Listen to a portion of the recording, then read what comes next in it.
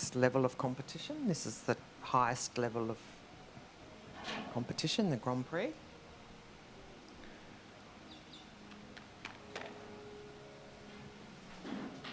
Just waiting on a score.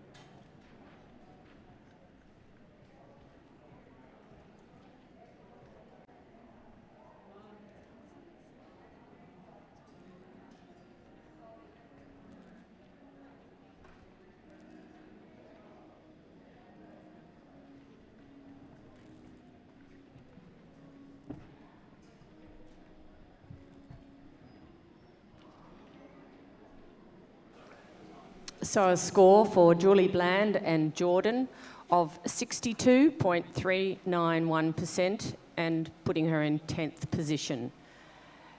The next horse is coming into the arena, I think right now, is Alinta Van Vliet riding Desperanza, just making her way down the ramp. Desperanza is a 12-year-old mare by Desperados, owned and ridden by Alinta. Alinta originally, I think, from Western Australia, although perhaps with a name like that there's a Dutch influence.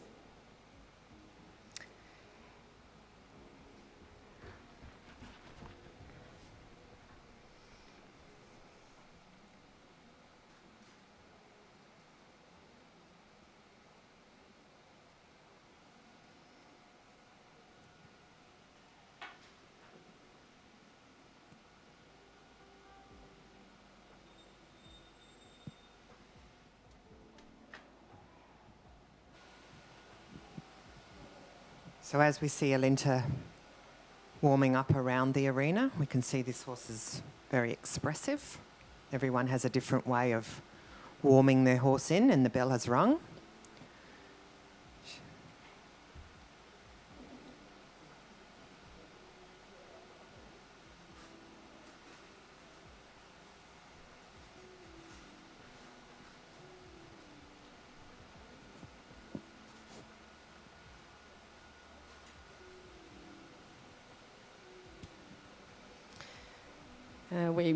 We'd be hopeful of seeing a good test from Alinta. She won the Intermediate 2 warm-up class yesterday. This, of course, a bit harder, asks a few more questions. And so with the sort of paces this horse has, it's very capable of getting a good score. It will likely just be a case of whether it's strong enough to maintain. That's looking pretty impressive to me. Yes, a nice crossing and lift in the half pass.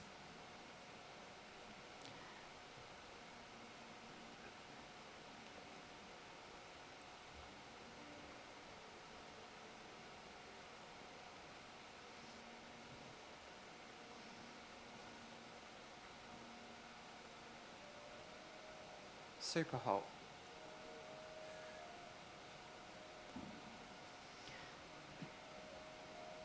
Ducking its head down in the reinback will bring its mark down. Definitely has a lot of energy, which is positive energy.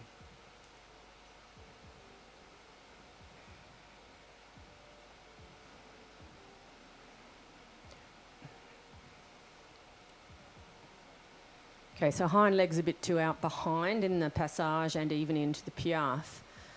And so although we've got lots of lovely energy there, the hind legs need to be closer to the front legs than that.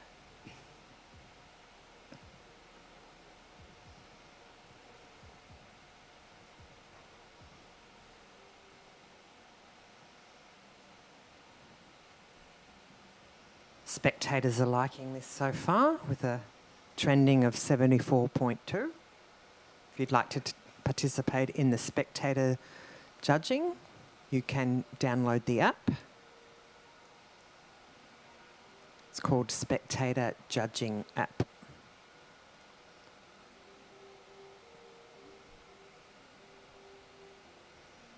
This has quite an interesting collected walk, doesn't it?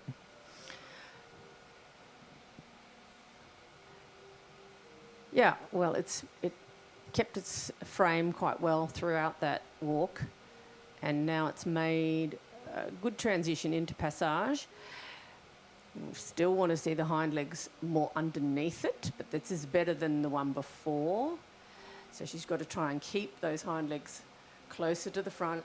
And you see it almost steps out with its front legs. And, you know, we love the energy, we even love the diagonal, but hind legs more under would have to be your mark.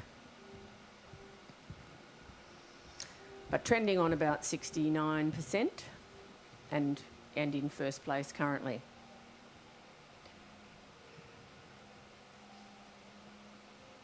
And here in the canter we need more definition of the rhythm of the 3-beat jump.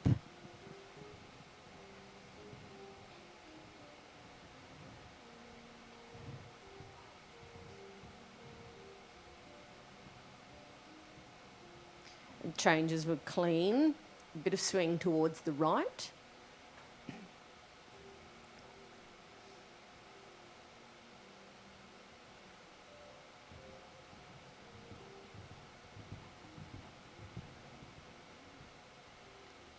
So when it goes extended, it really does get a great 3-beat canter going. Collecting, it's a bit inclined to lose the rhythm.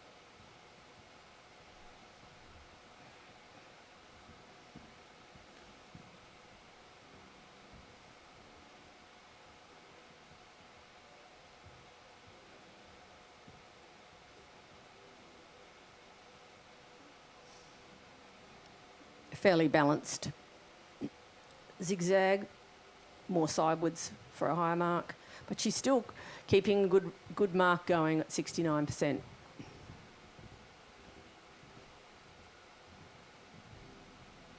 You counted, Christine, how many? 15. Fabulous. I'd be happy with that. Yeah.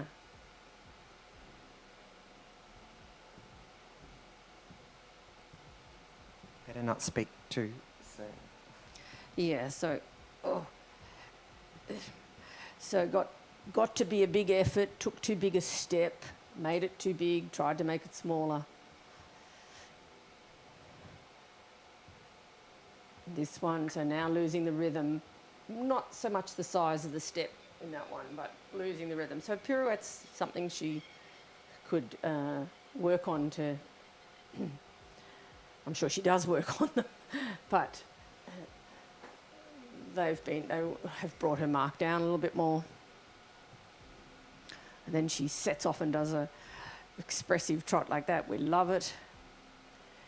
Try to keep the back legs close to the front legs. And a very elegant picture.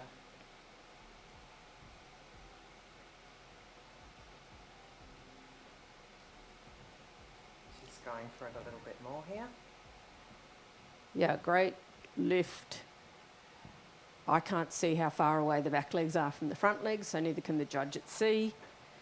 We can see that this is on the spot. So we only mark what we can see. We don't mark what we can imagine. The judge sitting at E gets to mark that. And so great job at the end. Trending on 68.1 and possibly first place. It's tight. It's tight at the top, and that's the way we like it. We like to see good horses doing good work.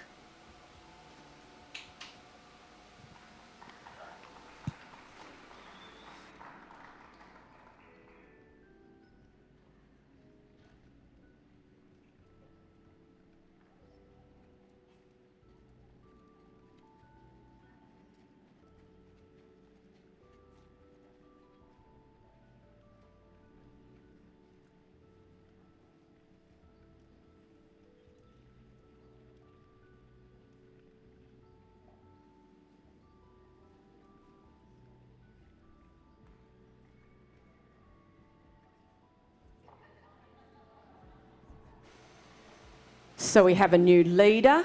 Congratulations so far to Alinta Venvliet on Desperanza with a lovely score of 68.696% and first place. That pony held the lead a long way. The pony did. But there's more to come, and next into the arena is Robin Smith riding Gwendolyn Luca, a 14-year-old warm blood gelding by Le Grand Pomme, bred by Elizabeth Russell and owned by Robin Smith.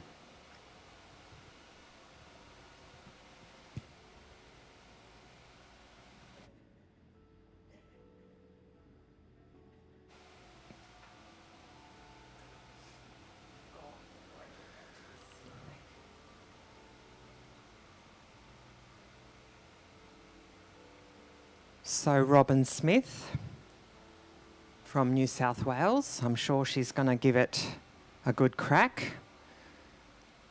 She's down here with 3 horses this weekend, I believe. So she's a very busy lady.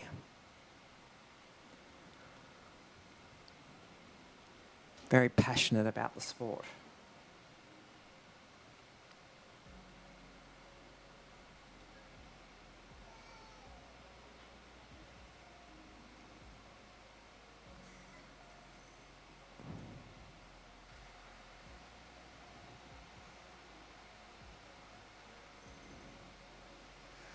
So what are we looking for here, Jill? Well, we were looking for half pass is a forward sidewards movement, crossing of the legs, bending of the body in the direction around the rider's inside leg, maintaining the same rhythm in the trot that you had across the short side. And it's very common for horses to get a bit flat in the half pass because they're travelling sidewards and the hind leg doesn't step underneath and forwards enough. So Luca needed to have a little more bend, especially to the right, and be a little more supple.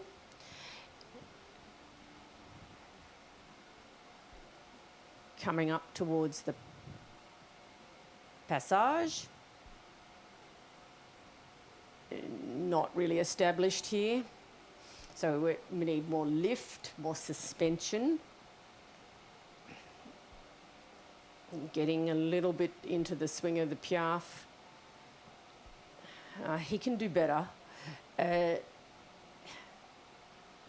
so, yes, you know, the mark will be lowish because it's flat, not enough suspension in the passage, and not enough energy just generally.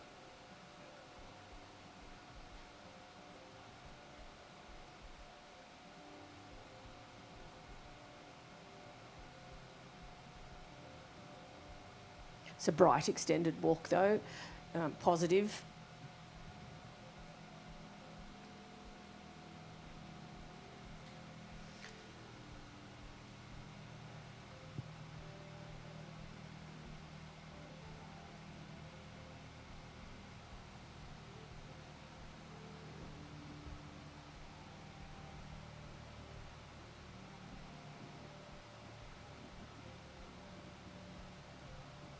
Again, the passage not really established.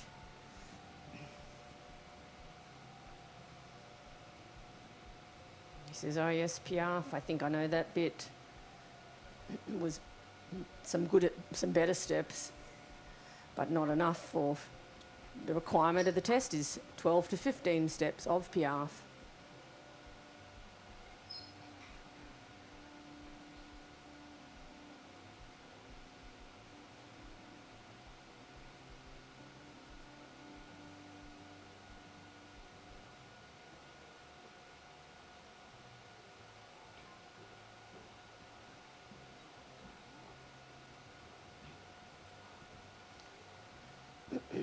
And he skipped a few in the middle and added a few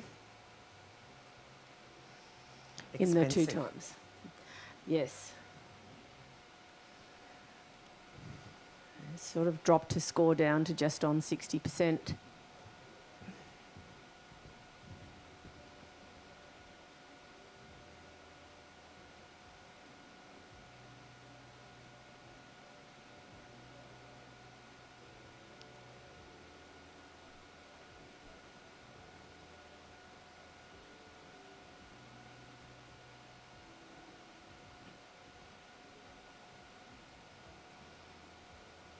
So it's 6 strides in either direction once you've started. And you're looking for the balance in both directions, equal distance on either side of the centre line in those half passes.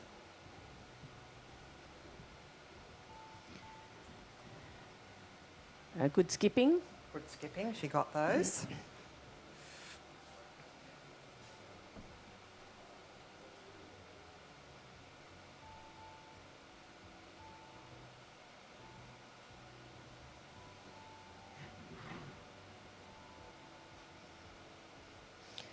And very small and controlled, kept it going. So if you look at the inside hind leg, it should describe a little tiny circle and the other legs go around it, but in a forward thinking way. So Luca, that must be something he does quite well. Maybe Robin does it well. And of course, Robin's the one on top, so yeah. The judges have rewarded those pirouettes with a slightly higher mark.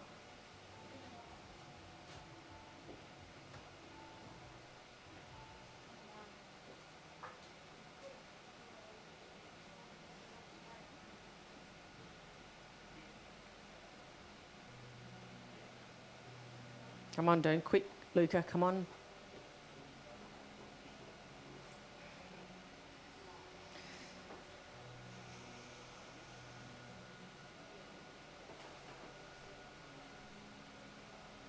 So the energy level running down.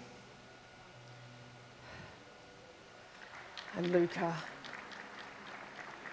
pleased that he's done his job. So Robin, quite an amazing person, really. She's brought quite a few horses up to Grand Prix. That's not an easy task. Currently sitting on about 61.6%.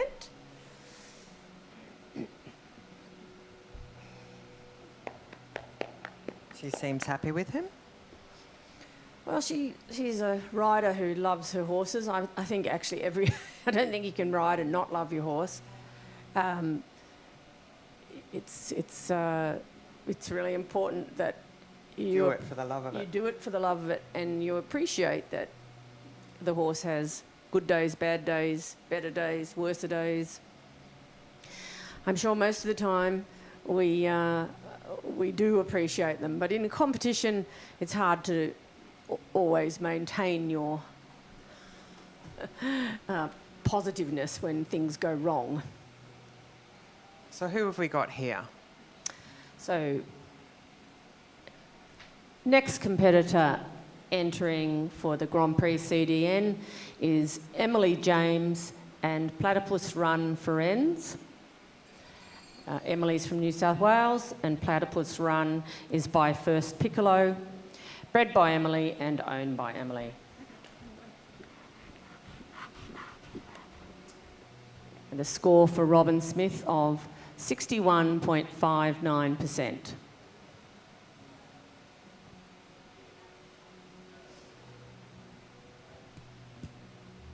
Hopefully she's heard the bell. She's got 17 seconds, 15 seconds. She's leaving it tight.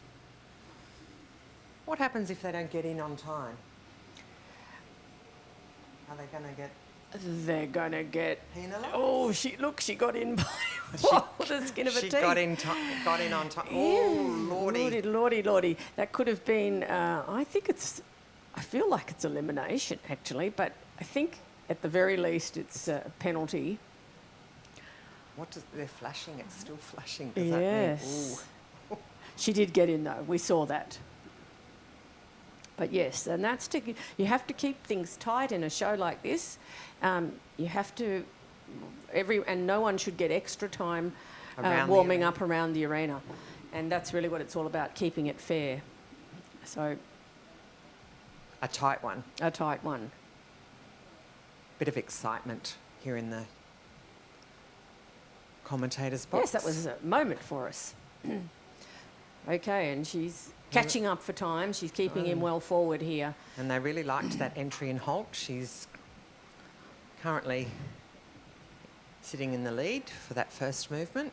It's a very expressive half pass. Yeah, nice flamboyant and reaching strides in the half pass. A lot of spring.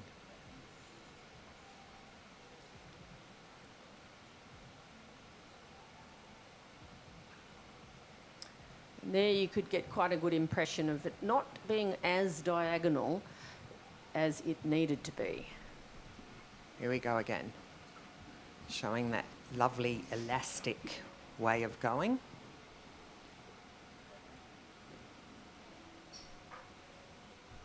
Looks like a rubber ball bouncing up and down on the ground. Yeah, he just needed to bounce on over the spot a little bit more, both in the passage and then in the piaffe. This is better the second time. He's just getting away from her a little bit too much in the passage. He's not waiting.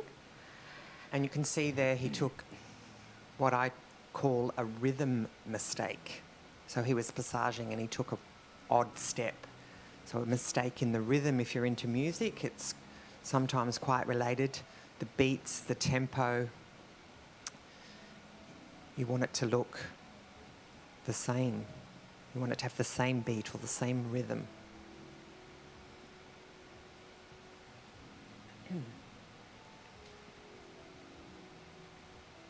My least favourite part of the test, walking around the short side. It seems to go on, especially if you've got a nervous horse. But he looks like he can wind up and then he's got a relaxation button.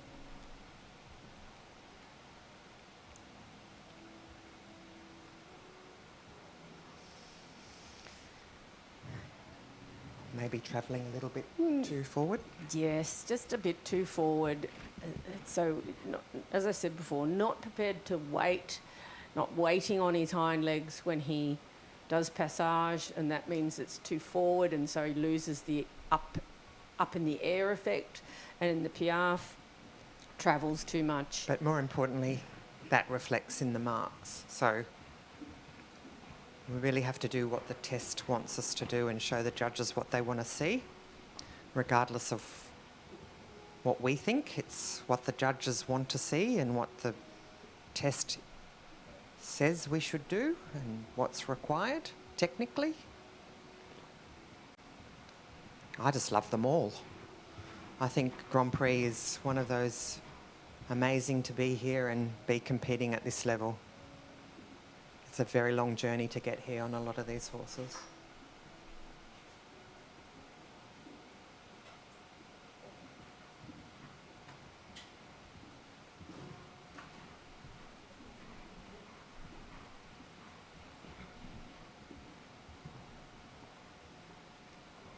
He's a real trier, isn't he?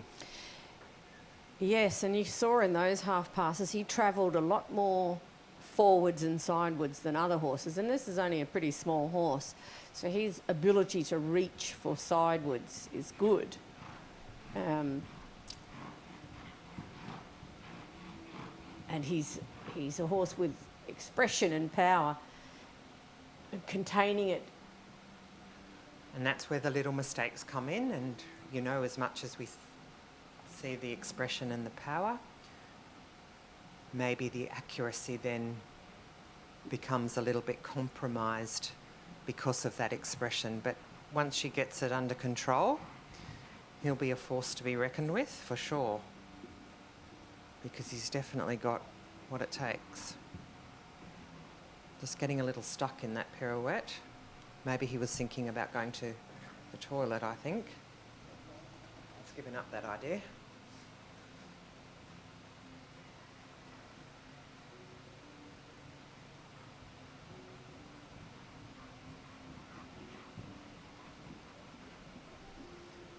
So it certainly covers some ground in that extended trot. Lovely freedom in its shoulders. And actually it's got good activity behind as well. But for a higher mark? But for a high mark, the poll up and the nose a bit more forward.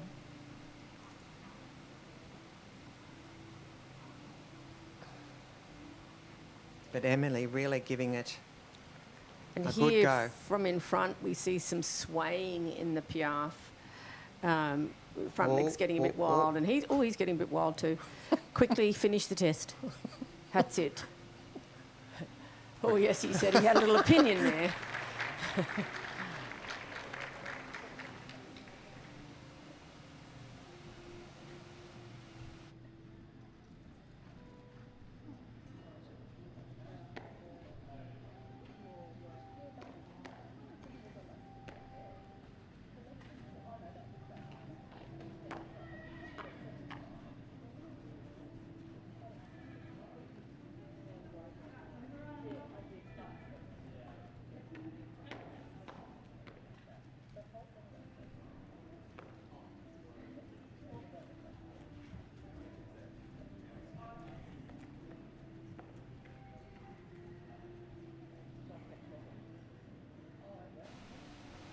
Just waiting on a score for Emily James and Platypus Ferenz.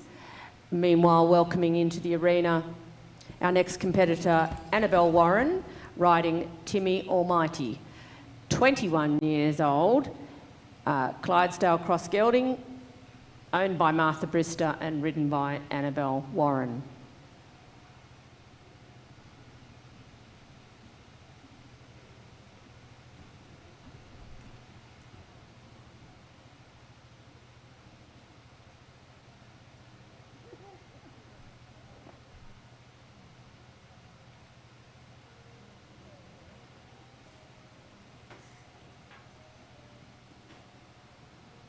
So if you're just tuning in, you're with Jill Rickard and Christine Crawford here for the Grand Prix CDN at Foresight Dressage by the Sea.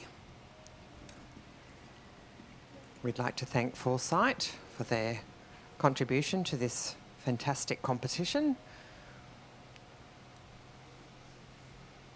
And watching Annabelle ride Timmy Almighty. Timmy is a bit of a crowd favourite and well recognised because of his slightly unusual breeding, being a Clydesdale cross and being a great trier. And many would have thought perhaps he wasn't going to get to Grand Prix, but Annabelle has trained him faithfully and he has got here and Giving her a wonderful experience. Giving her, and she loves it. In his half passes, unlike the previous horse, he doesn't have the ability to reach as far and show as much crossing. He can be accurate in things, very accurate in the reinback.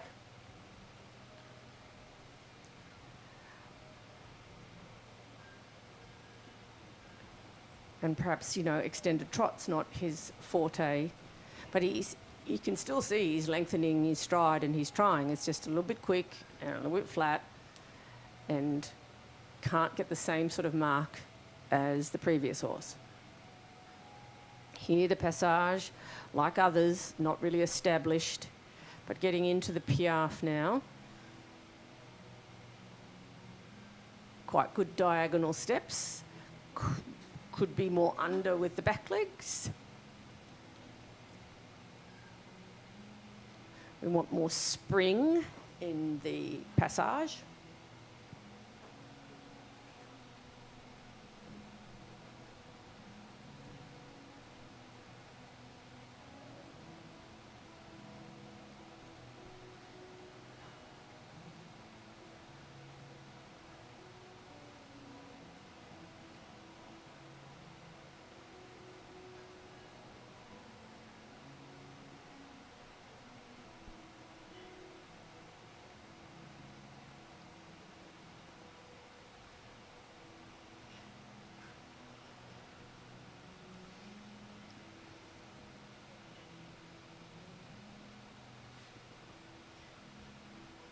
So he just took a step to sort of organise himself into passage.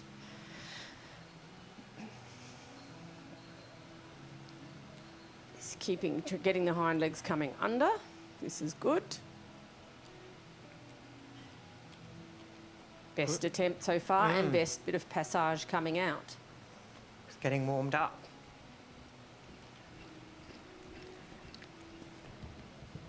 A little late going into canter.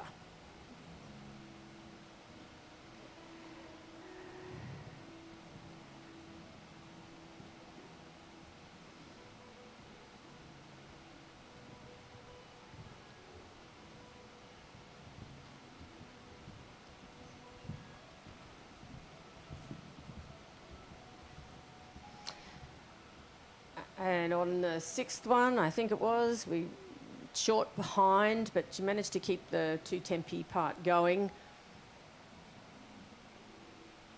They were straight. It's a small mistake. Now she says, get going. And he's trying to do that. Now for the zigzag. 3 is the first. Now 6 strides to the right. 6 to the left.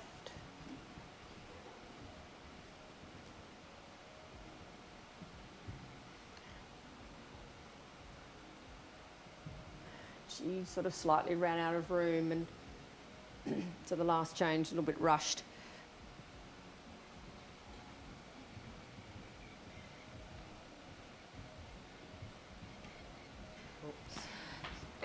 Clever horse. He's got clever horse in that he made mistakes behind, but he kept the changes going in front. It was really quite funny to watch.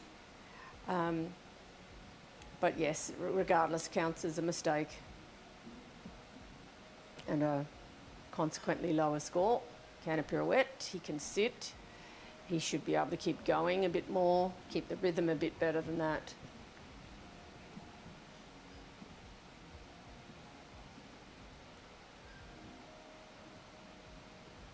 He is a real try, though. Look at his expression on his and his ears. He's listening, and he's really giving it a good go.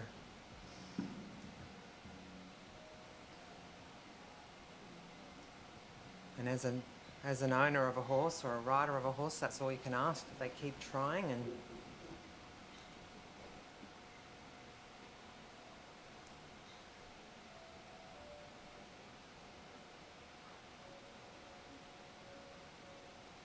I'm sure she's thrilled to be coming down the final centre line. It's a very long test, lots of thinking, lots of components to keep under control. Good, so from in front, she's keeping him going.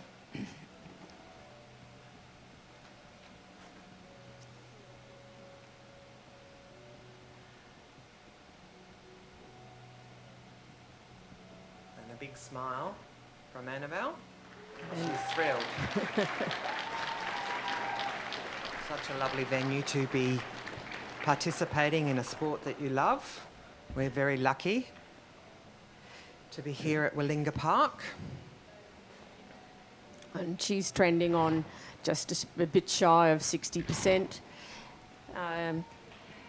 And will no doubt go and join her friends outside and have a little drink after that, I suspect.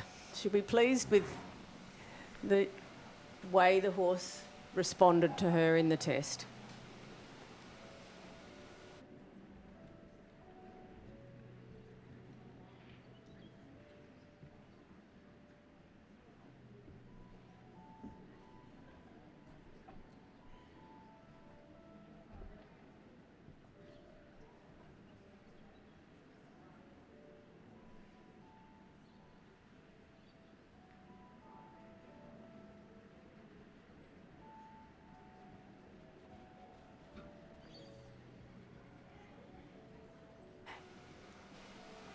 Our next competitor is Katina Smith, riding Just Dance. Just Dance is a 17-year-old warm blood gelding by Jive Magic, owned by Katina, bred by Heath and Rosie Ryan.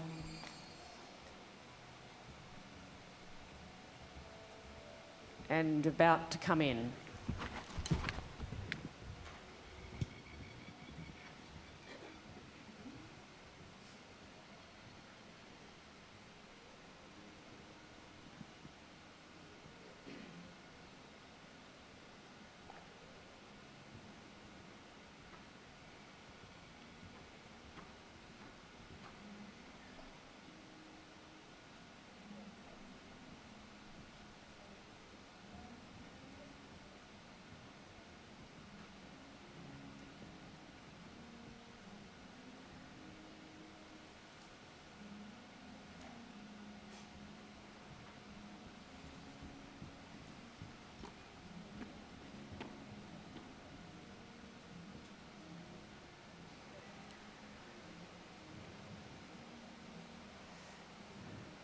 right entry from Katina.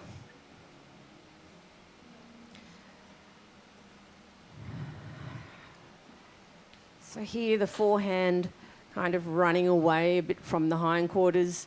Sometimes we talk about quarters trailing, but really for me, the forehand not waiting enough for the hindquarters.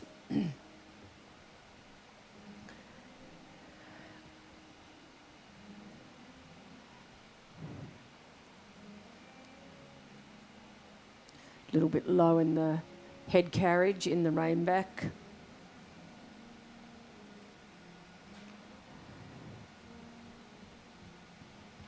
And an expressive extended trot. Try to get the hind legs more under so that coming into this transition to passage, it's easier for the horse.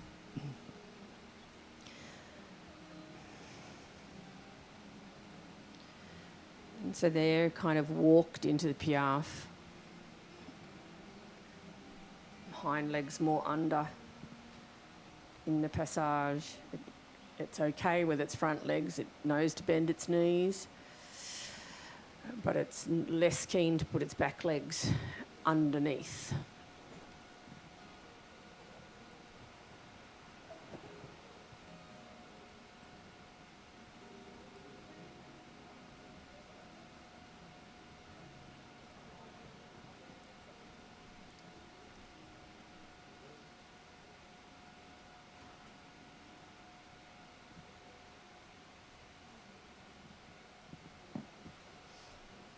So I think Katina has brought this horse on from the very beginning.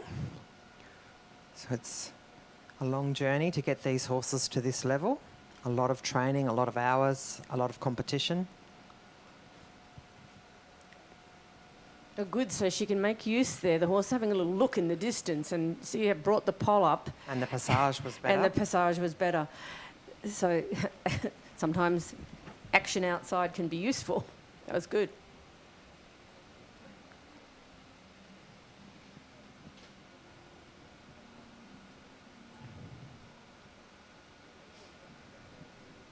And I quite like the posture of this horse when he gets it right. Some mistakes there.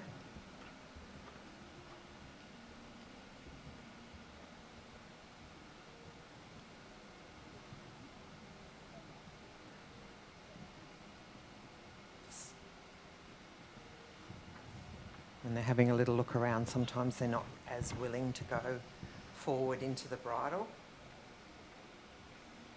Katina's doing a great job here, keeping him with her.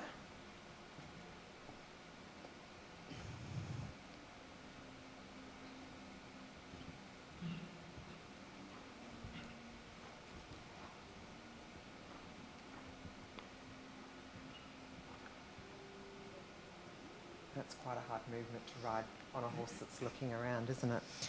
Yeah, because if they're looking around, they're a bit more rigid than you need for a test, a movement that requires them to be supple. So quite, she's having to work a little bit more than She would like. she would like, and we're looking for ease of movement. But she at least is getting him to respond, and this will probably help her in the long run.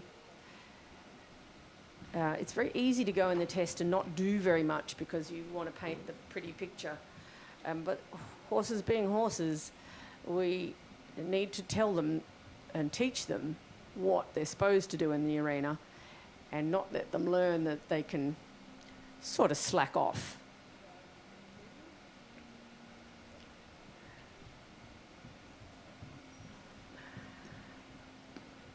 And that's definitely probably one of his highlights, isn't it? That Yeah. extended trot.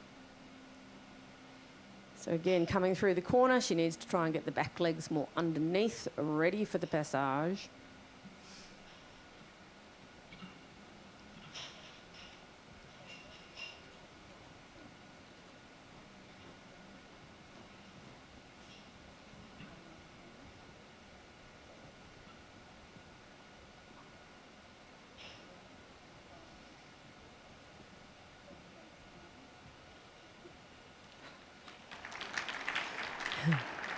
Happy smile, little sigh of relief there, trending on about 61.5%.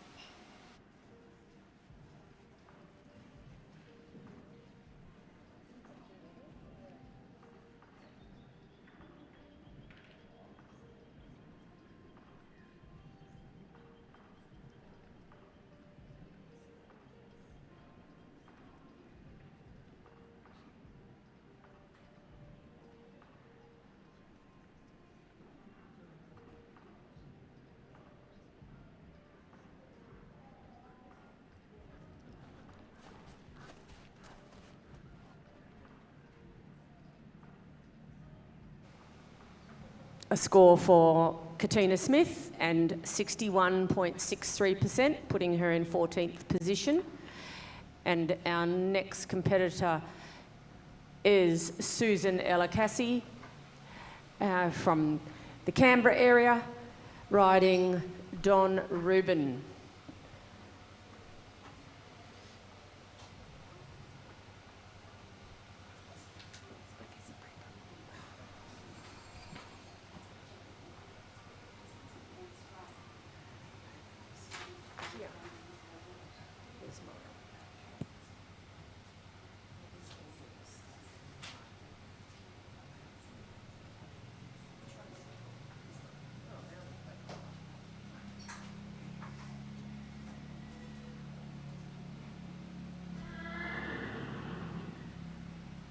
So Susan entering the arena on Don Rubin.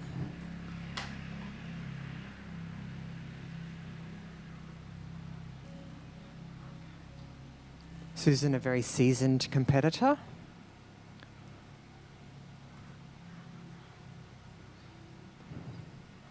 I think she's had this horse right from the beginning. She bred him.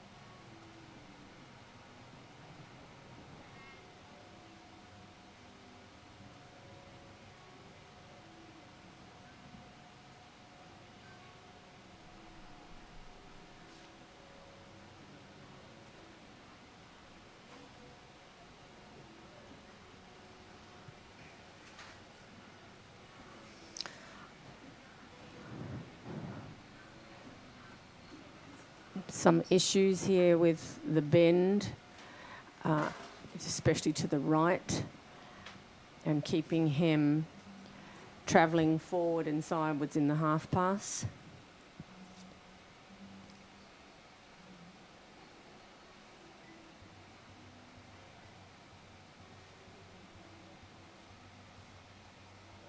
So she definitely maintained the halt, but then there was some reluctance to rein back.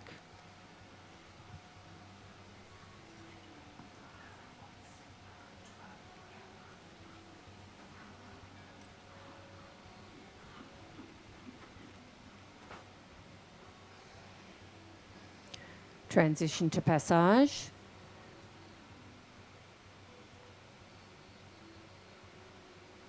And he's got quite expressive passage into Piaffe, keeping the rhythm well, and the diagonal beat is there. And transitions in and out. Transitions in and out. So all the things we'd like to see were in that movement.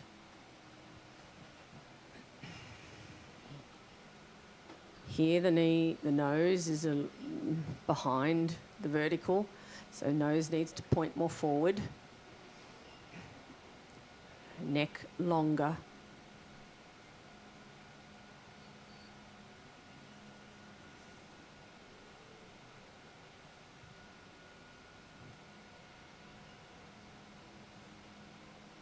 And And then for the collected walk, pole higher, nose on the vertical.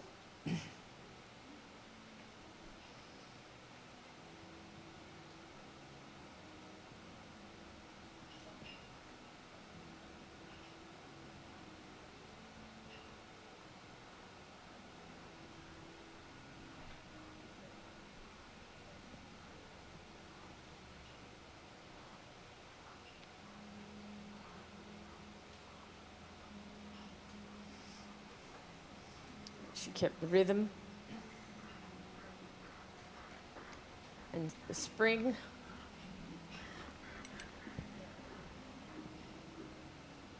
One thing I liked about it was that it was continuous. You know, Yes. the transitions were smooth, and Yeah, clear in and clear out. that's always the hard part, isn't it? Getting those transitions into and out of piaffe.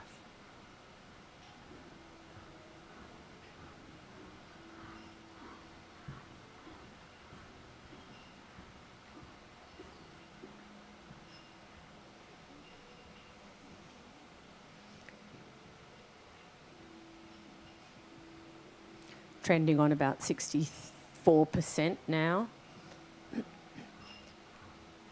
Ready for go here.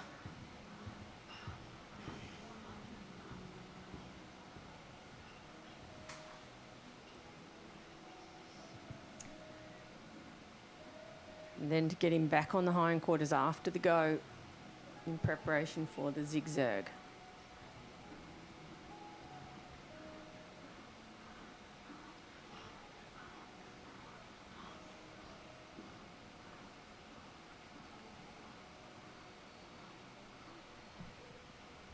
A little bit hiding in the contact.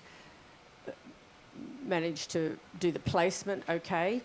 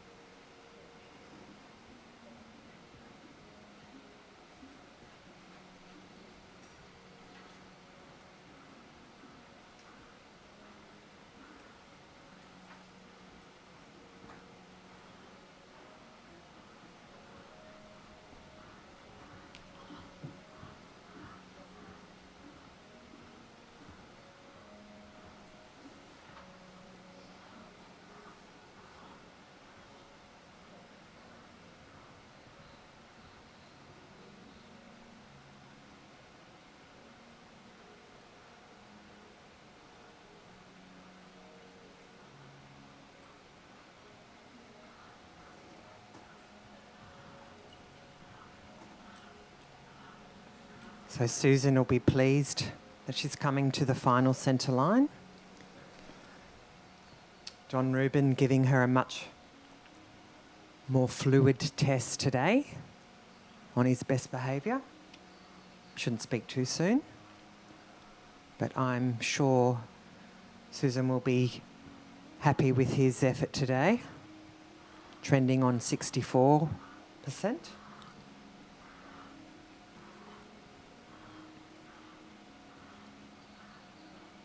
And looking super on that final centre line. Susan's looking very concentrated. But super job. She's pleased. Yeah, very, very nice for her to have got through that test so well today. Trending on 64.5 now. And a great recovery yesterday, not such a good day. That's horses. And this is the one that, you know, probably more important to her anyway, so that's terrific. And we're just waiting on the score for her. There's just 2 more competitors to come today in the Grand Prix CDN. And then we'll have a break before the World Cup. So don't go lead. away. Yeah, so you'll have a chance to get go and boil the kettle. Or a beverage. Or a beverage. And then come back in time for the World Cup Pacific Lead final. So our next competitor is circling the arena. Virginia Russell riding Desert Star. Desert Star is by De Niro, owned by Virginia, ridden by Virginia and bred back in Germany by Wilhelm Mittelbeck.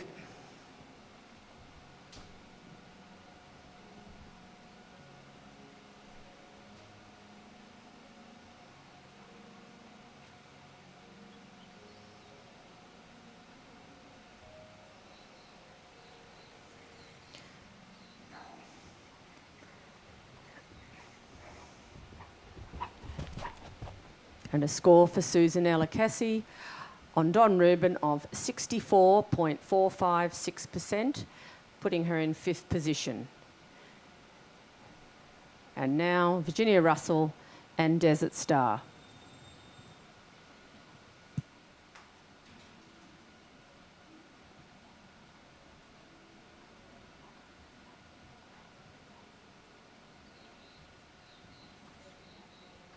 So for those of you who are just tuning in and wondering what the clock on the side of the screen is, that is once the bell has rung. She has 45 seconds to enter the arena.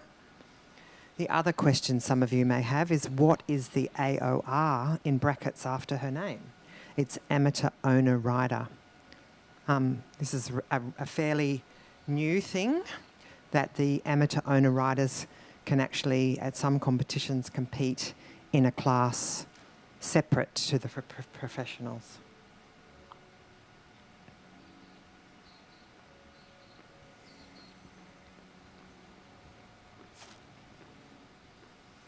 This show, they're in the same class, clearly.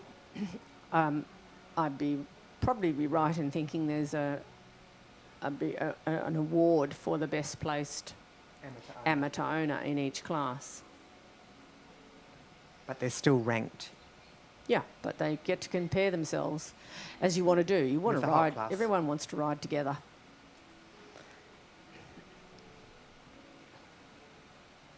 But it is quite a big movement out there. There are special championships that are specially for amateur owner riders to give them their own spot, their own place, as there are, you know, pony classes and young rider classes.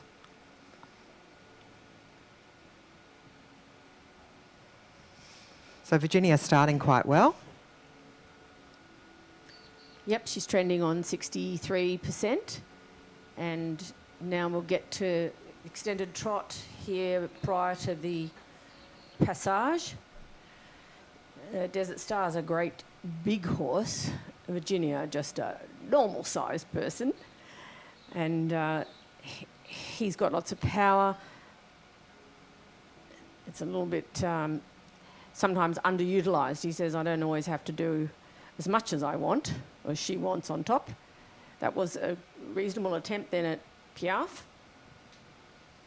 He's a very handsome looking horse by De Niro, very famous stallion out of a Sandro hit mare, so purpose bred for dressage.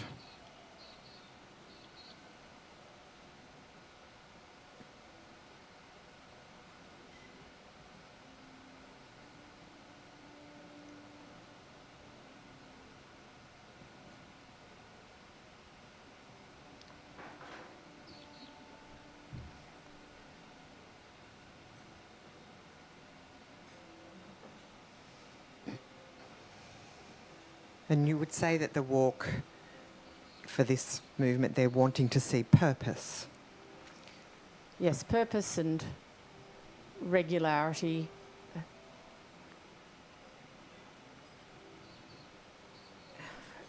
It's preparation for the passage. And so here again, come on, we want Desert Star to say, okay, come on, I can do this. With a bit more energy, especially in the passage, more lift, suspension. He definitely has moments where he shows a glimpse of something that he's definitely got it in there.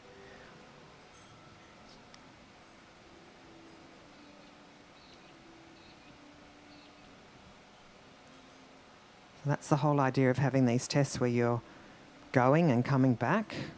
It's to rebalance the horse, it's to refresh the horse, it's to give the horse a little bit more energy.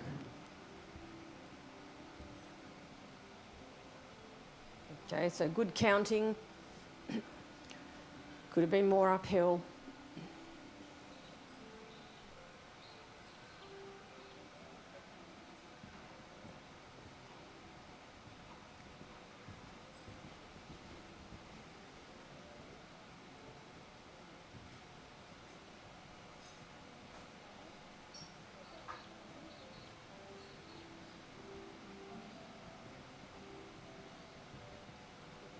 He's a very honest horse though, isn't he? He's trying.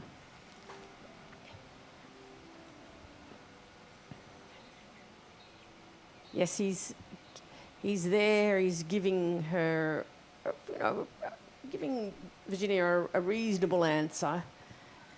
But he says, but I'm just a little bit. Perhaps I'm a bit on the lazy side.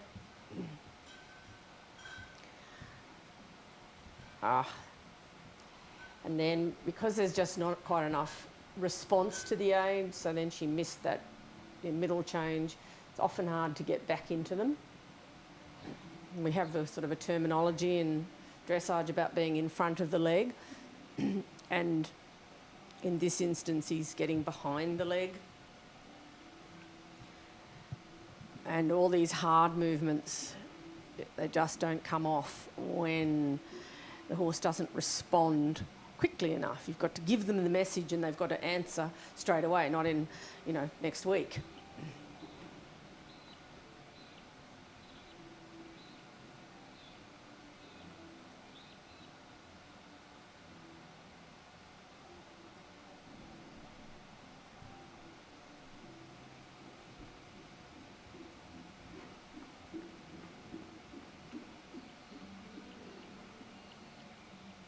So getting to the end,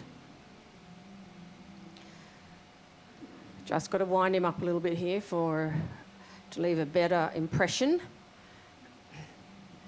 Come on, we want more lift, more spring.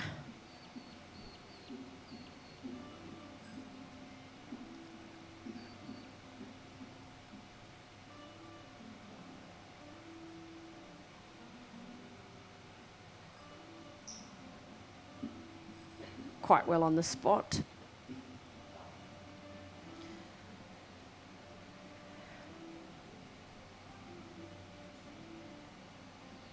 Straight.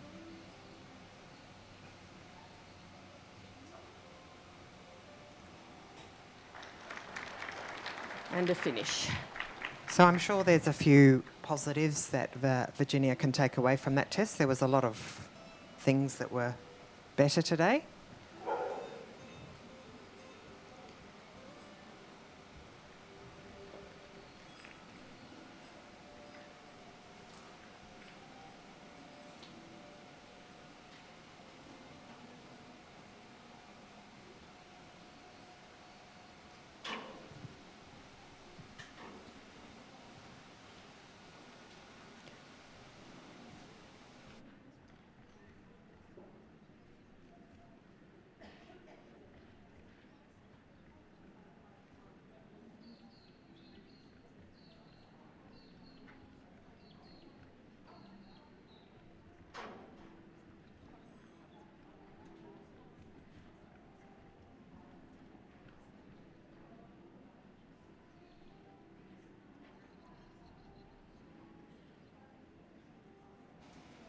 But you can say Raphael. So entering the arena, we have Brianna Talinsky riding BZ Raphael. He's a 13-year-old gelding by Regard Moi, bred and owned by Brianna Talinsky from the Hunter Valley in New South Wales.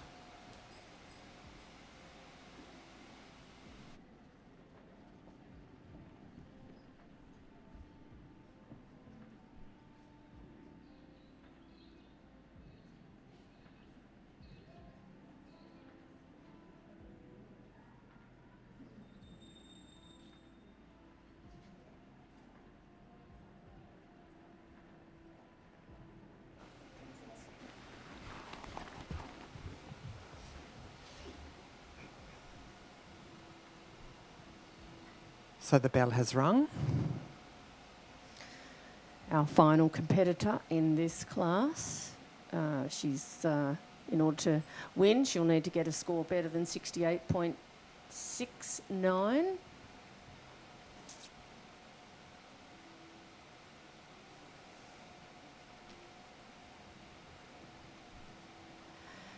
One of the things when you're riding in a test is that, for me, the mindset of the rider is not that I'm riding in to win the test. It's the mindset is I'm riding in to get the best possible performance out of my horse and myself. Can I ride my best in the test? And if that happens to mean that I win, well, that's terrific. But if it means that there are 4 other people who are better than me, that's okay. As long as I've got the best from my horse and given my horse a good ride, I'm happy. And I think that's really a big part of the sport, isn't it? The mindset. It becomes more and more important at this level of competition to be in the right mindset, have the right team of people behind you. That's a very good hold.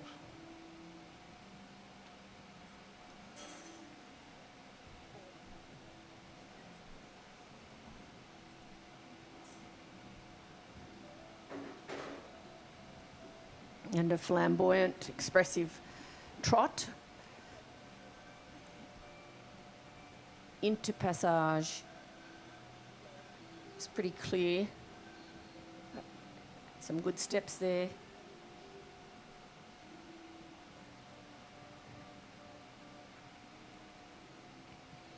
And she pretty much did 11 or 12 steps of piaffe. She kept the forwards. Perhaps, more than the test requires.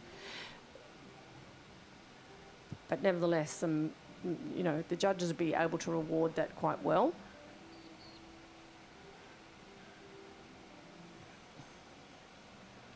Trending on about 66% currently.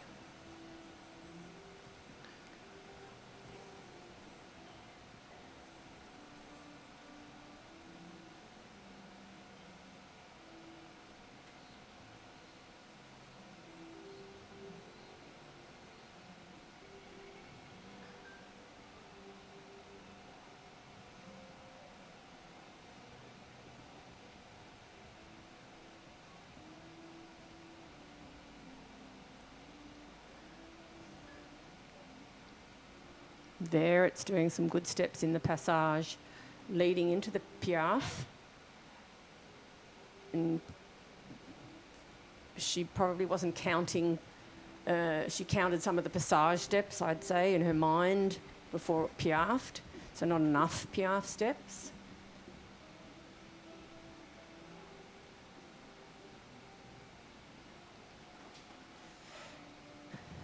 But always we're, as judges, judging the quality of the pace. So if you only did 10 or 9 steps, and the requirement is 12 and 15, but they were lovely, lovely steps, you'd probably get a better mark than if you did 15 horrible steps.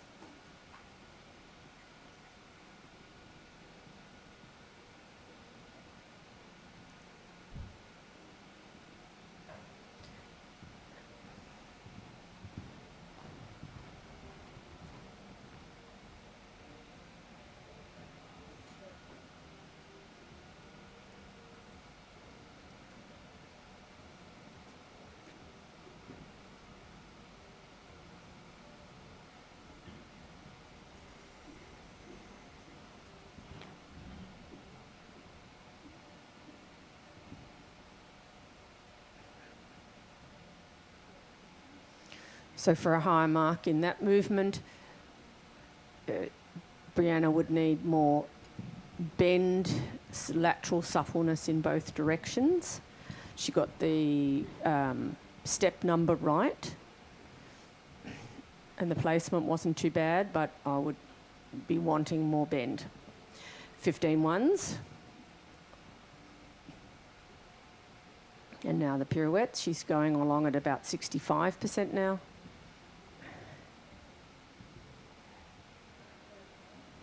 that was okay. Kept the rhythm a little bit big.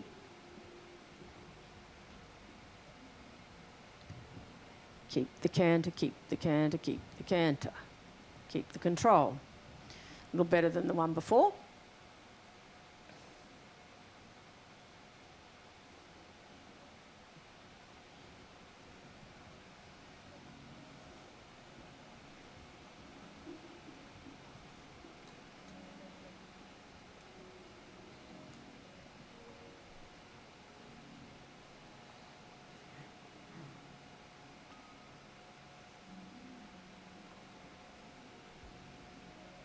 Final line, passage.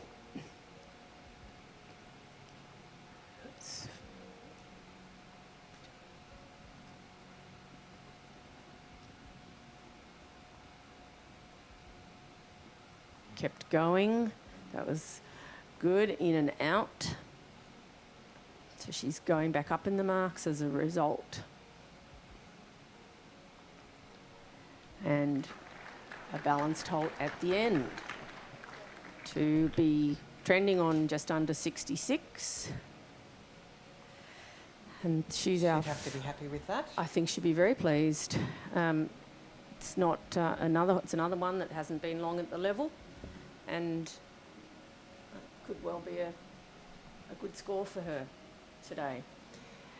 We have a she's our last competitor, and as we wait, we have a little reminder for you at home to download the app on Apple App Store or Google Play Store for spectator judging, so that in the next competition coming up, which is the final of the FEI World Cup Pacific League Grand Prix test in Australia, Australasia, you can judge along with the official judges, which would be great, and you can try and predict who's going to win the class.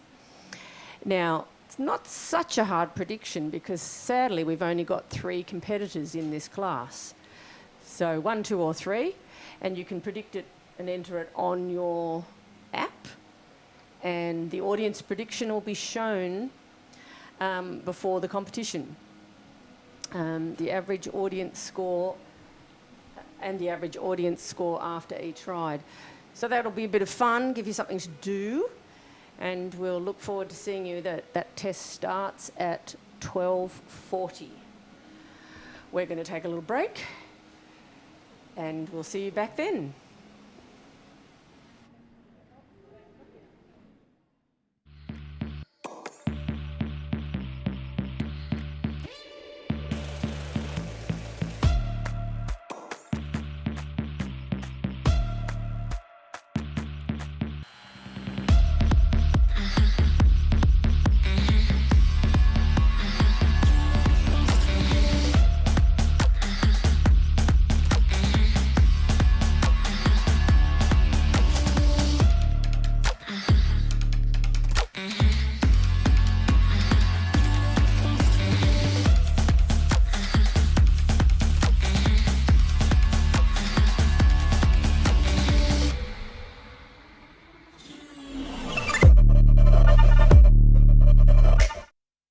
Welcome everybody to the 2023 Foresight Dressage by the Sea. I'm here in the covered arena. I've got some horses warming up. They have arena familiarisation as we speak. 270 horses on site this weekend for the 4 days of competition. About 160 competitors. The temperature's been around 21 to 24 degrees, which is absolutely perfect for the horses. When you're at our trade village, pop in to see the Foresight team at their trade stand. They have a giveaway as well, and your horses' joints will love you for it. Food court is open. The Bunker Cafe is serving great food and coffee as per usual. Unmounted presentations in the food court area from about 5:30 each afternoon, and an alcoholic beverage if you are so inclined.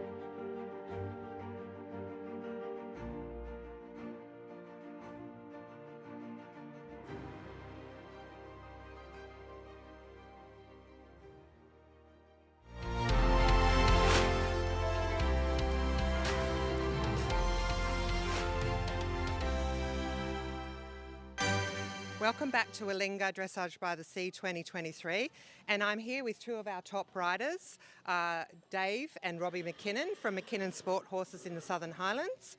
How many times have you been here to Willinga? It's been a few now, hasn't it? I mean, I used to work here, so it feels like my second home. But it's probably the fourth or fifth dressage Actual competition we've done Yeah. here. And what keeps you coming back? I mean, I'm sure that the cameras had a look around, and it's amazing. You know, there's great services.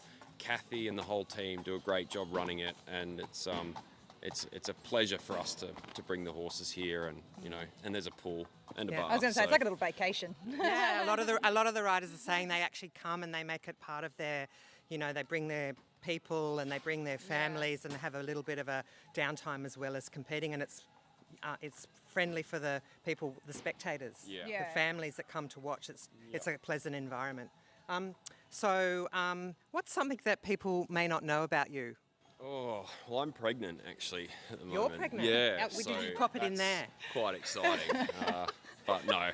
No, I am actually pregnant and expecting a baby in June. So that's really exciting. very exciting. So and you're still riding at this competition. riding. She's still I've had a riding. lot of people ask me that and go, why are you still riding? But 'Cause you want to. I want to, and I can't get out of the saddle, and why not? She'll be I feel riding good. to the bitter end. Yeah. For sure. Okay, so I've asked the other riders a couple of questions. What's something in your tack room or your stables that you can't live without? The bar fridge. Yeah, I was going The to bar say he's got an fridge. answer for that. Okay. It's quite stressful, this riding. Clearly. No, it's And if you could, and if you'd like, you could give a shout out to your number one supporter or your sponsor. Who would you like to give a shout out to? We have a really amazing team around us, and so I won't go into full depth because we literally have a rather large number of sponsors who contribute 100% to us.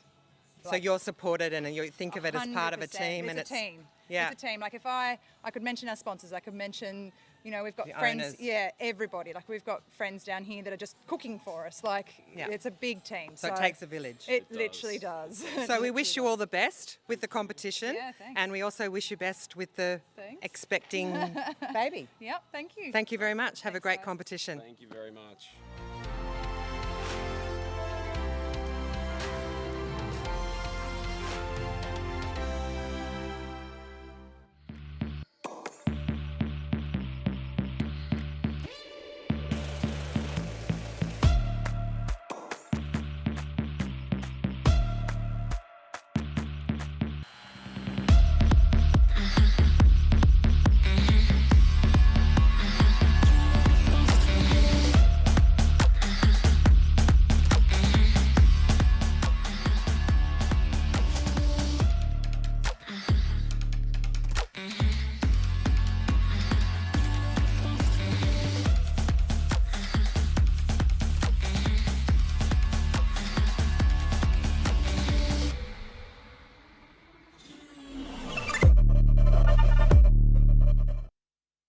So, welcome back. We are sitting here live from Foresight Dressage by the Sea. We're about to start the next class. And what have we got coming up, Jill? Well, this is a very special class. This is the final of the Pacific League for the World Cup. And the World Cup will be, the actual final will be held in April in Omaha. And so we have just 3 competitors in this class. They have to ride the Grand Prix test today, qualify with an over 60% score for the freestyle tomorrow, and then the winner of that freestyle could go on to represent Australia at the World Cup. And so I'd like to introduce the judges for this class. Sitting at E, Dr. Ricky McMillan from Australia, Queensland. At H, Susan Hoovenars, Victoria, Australia. At C, the head of the ground jury, Stephen Clark from Great Britain. At M, Susan Hobson from New Zealand. And at B, a special welcome to our Spanish judge, Juan Carlos Campos Escribano. Just a couple of minutes, or even only 1 minute, before our first competitor, Kerry Mack and Mayfield Limelight.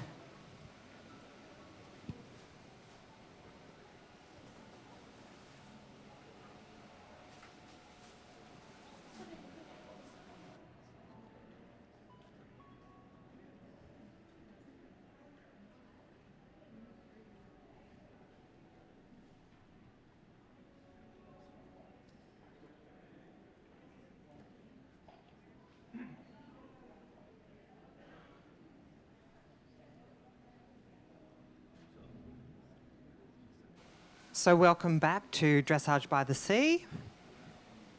We've got our first competitor for the Dressage World Cup Pacific League final, Kerry Mack, riding Limelight.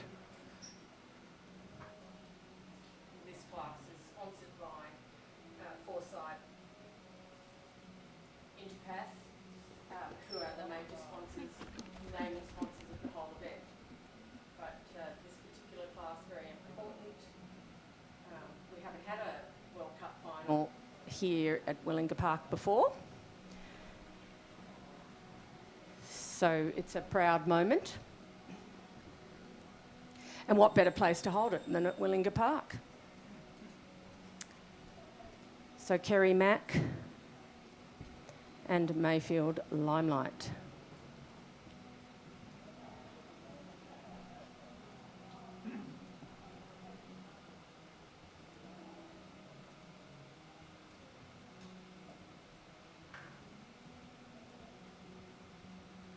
This is a very interesting horse. This horse has been bred by Kerry Mack, and the sire of this horse was actually another horse that Kerry Mack had imported and successfully competed at Grand Prix.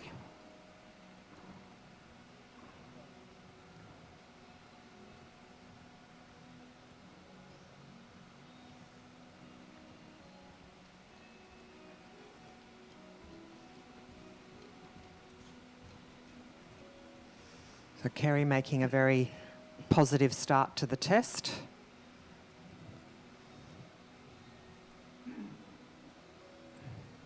Judges think so also, 71.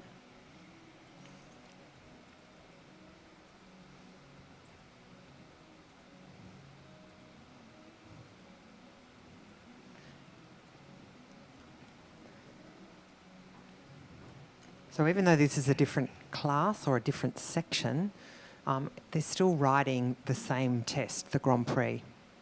It's just a special qualifying event. They need to qualify to get through to the freestyle tomorrow. So they'll be all keen to get their best scores today. How are we going here? Well, that was a terrific halt and a very good rainback. So Kerry's going okay, more than okay, I would say. And she's this big, powerful horse. And she's not a very, she's a small person. She's a small person on so a big horse. they look great together. And he's going to come in and do some passage and piaffe that we're going to enjoy. Keep going is what we want to say. And this horse Good. just gets better and better, doesn't he? There he is. At 16 years of age, he's certainly improved, especially in the very last year, I think. Much more consistent in his performances. Definitely does take a long time to develop the understanding and the strength and the balance that these horses need to perform at this high level. It's not something that happens overnight. These riders have been training their whole lives.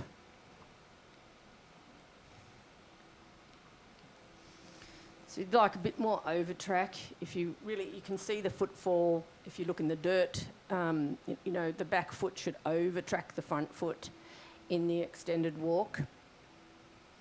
And then in the collected walk, doesn't need to over track, just needs a very regular 4-beat rhythm. and shorter, higher steps in So preparation for... So the posture changes also slightly for the collected walk as well. The neck becomes higher. Yes. So again, into the passage quite cleanly, but needs a bit more push and carrying. Oh, and he says, I'll show you carry. Technical, bit of a glitch there in his... So now she's got to try and get out of it. And so that will be a very expensive movement. 5 judges. Not an error, of course, just technically not well done. You can see, yeah, the marks coming right down there for that movement. But on to the next thing. Onwards and upwards. Experienced competitor, on to the next job, trying to make the most of the next movement.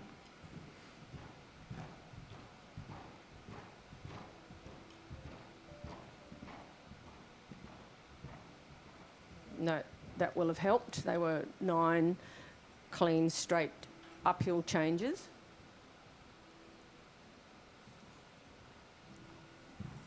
And a good, expressive departure into extended canter. Hopefully she can sit him back here, collect and change. A few extra changes I saw. It's a shame. This is where experience comes into play for the rider, making the most of every inch of this arena. Doesn't go to plan, on to the next thing.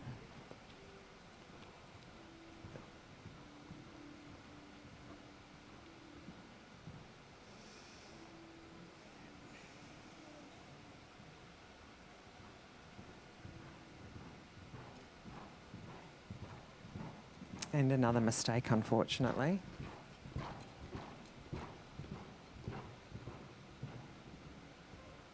Sometimes you just have to... I think that was more of a little rider error at the start. She herself leant forward a little more than she needed to, and it made the aid not the right one.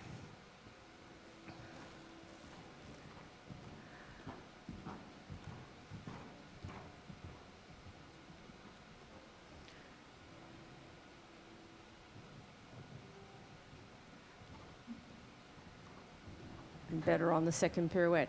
And as earlier I was saying that, you know, as a rider you're trying to ride to your best in the test, and you always know when you've made a mess yourself.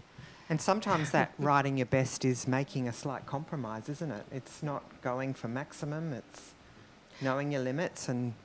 Yep, understanding your horse.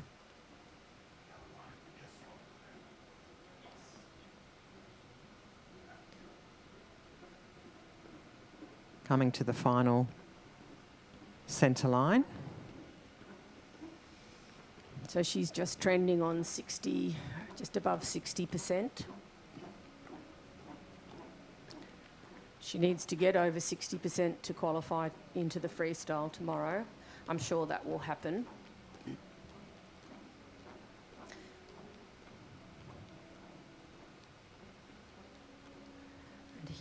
he's recovering. Oh, and so she's... So there's a moment. The halt is early, as in before the marker. We're probably, as a judge, you just... Say early. Say early and not do anything much about that.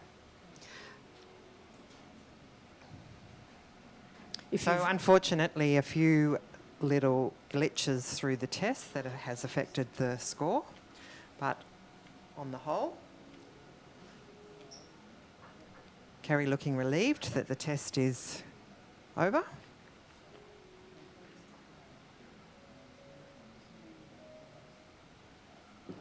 This is definitely a highlight for me, the Piaffe there.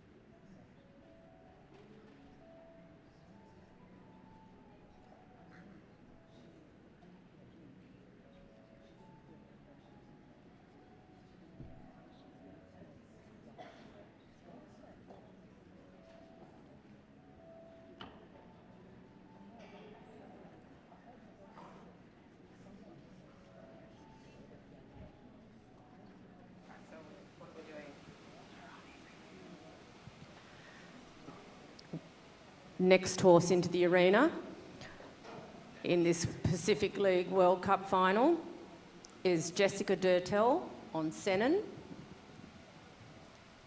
And we've got some scores for Kerry Mack at E, 58.043%, at H, 60.76%, at C, 62.93%, at M, 64.13%, and at B, 59.89, with a total score of 61.152%. And first place currently. Jessica Durtell and Sennen circling the arena. Jessica is from Victoria. Sennen is an imported Dutch warm blood stallion by Vivaldi.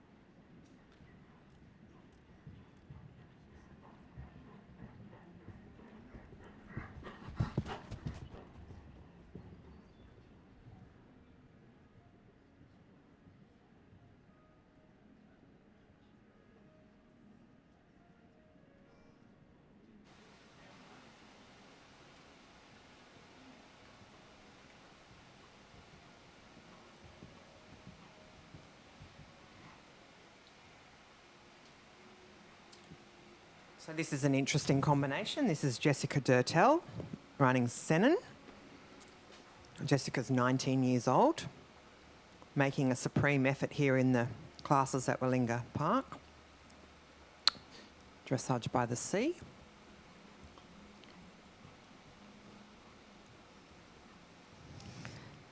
Sennen's a lovely, lovely horse. I saw him years ago in Rotterdam and thought then how fabulous he was. So Jessica has been very fortunate to gain the ride on him. And here we've got some balance issues, irregularity perhaps, trotting to the right in the half pass, much better to the left.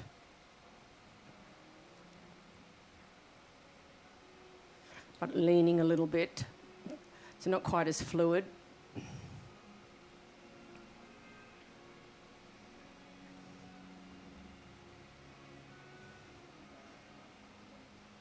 And a little reluctant to go backwards.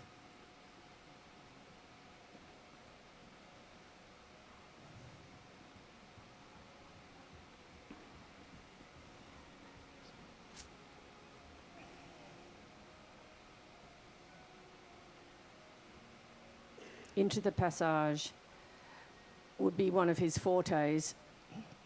Lovely lift, not quite as regular at the beginning. Into the piaffe, lovely and diagonal. I think more steps would have been good, but she did what she could.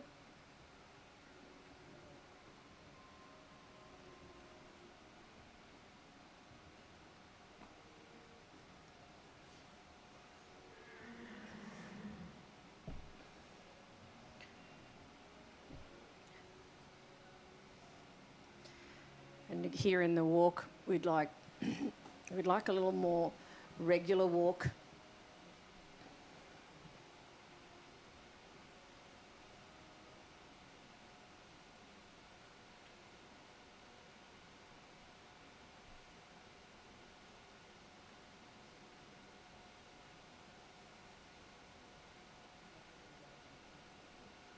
Good transition to passage.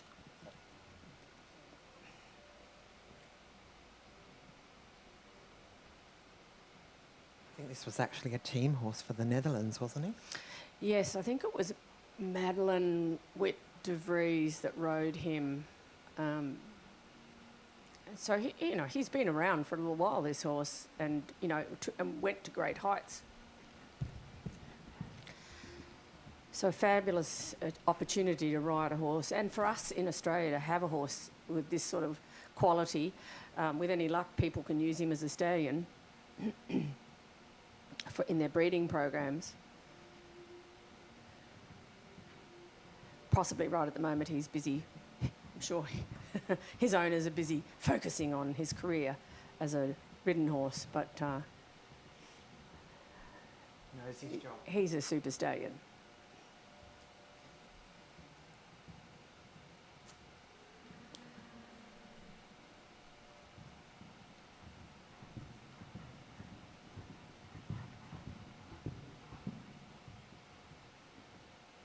And that's going for it, and with tremendous sit at the end in the transition.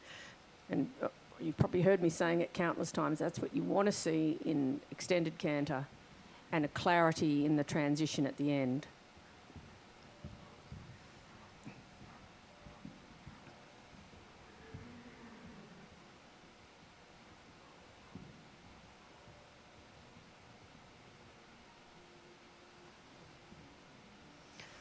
She's trending on about 66% now.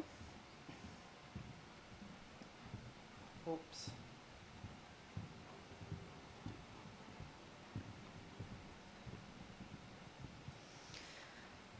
Costly mistake at the beginning, and then a mistake towards the end.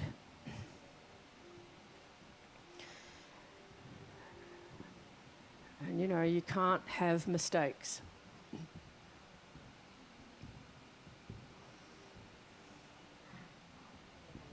Good pirouette, great sitting, well maintained.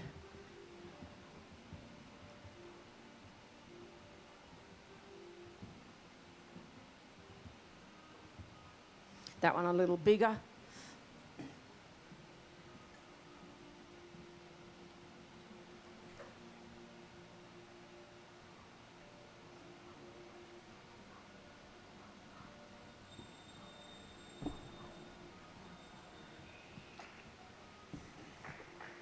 And the judge's bell has gone, and I believe, be my assumption that he has eliminated her. He's going down for a chat, but she's just leaving the arena. But I think the regularity issue and was apparent, and for the welfare of the horse, you know, the test needs to end. Great shame, because now she can't qualify for tomorrow. And so we're down to 2 competitors in this class.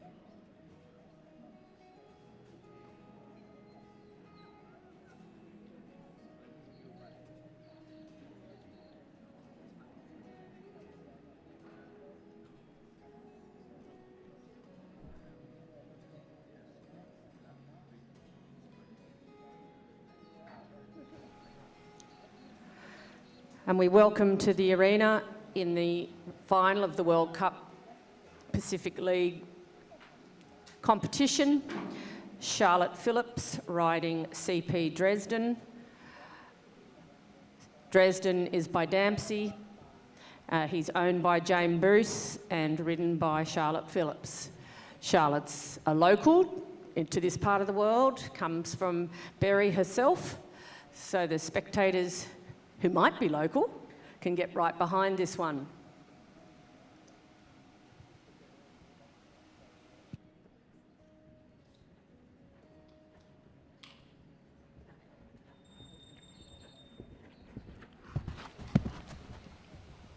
So the bell has rung and Charlotte is entering the arena for the FEI Dressage World Cup Pacific League qualifier.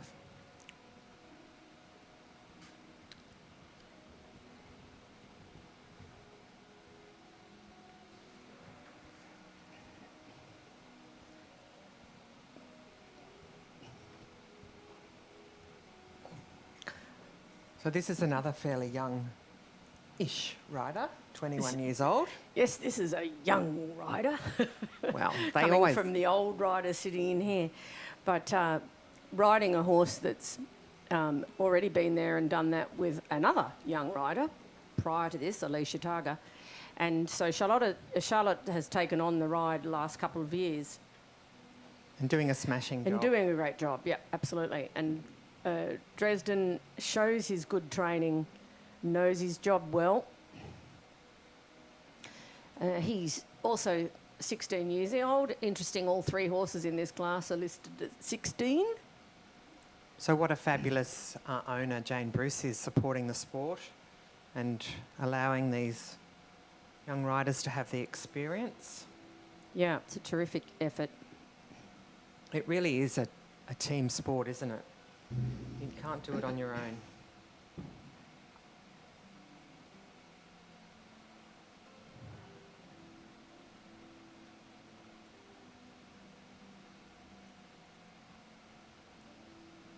And she's really going for it.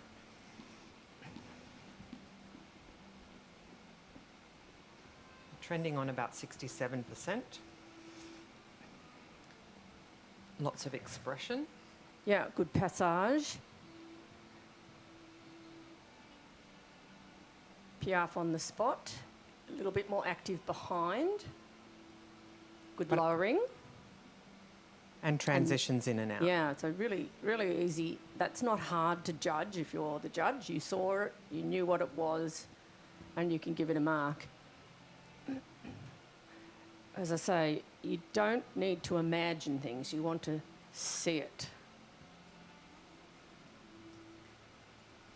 And here, a little bit restricted in the freedom from the shoulders in the walk. Has overtrack, but that would be for me. I'd be wanting it to reach forward more and also take its nose a bit more forward.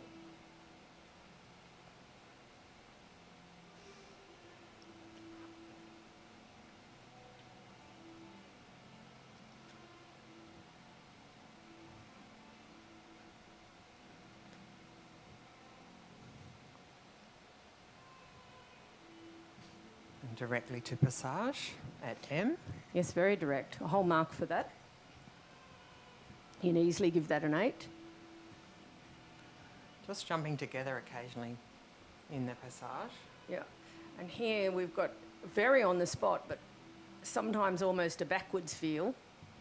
But they'll be able to reward that still pretty well because he didn't go backwards and kept the rhythm the same.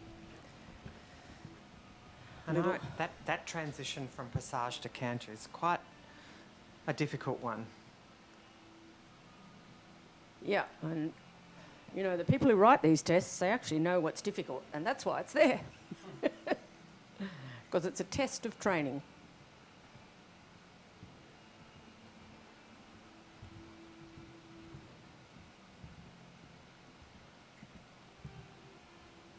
And that was really lovely. It's easy, smooth, And the thing I see when I watch that is the harmony. Yeah.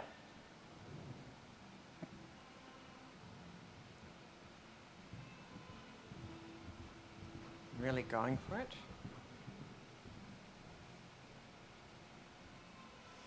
Yeah, and Nice preparation for the...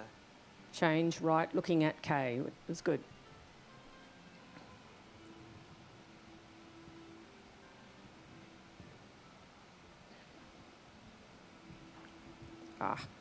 Snuck that change in.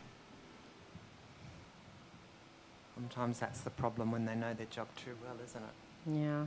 They're ahead of us.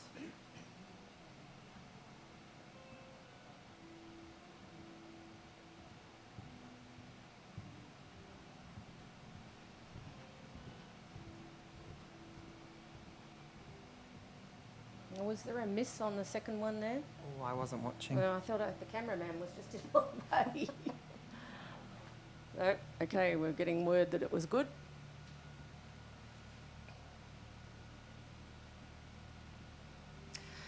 Trending on 66%.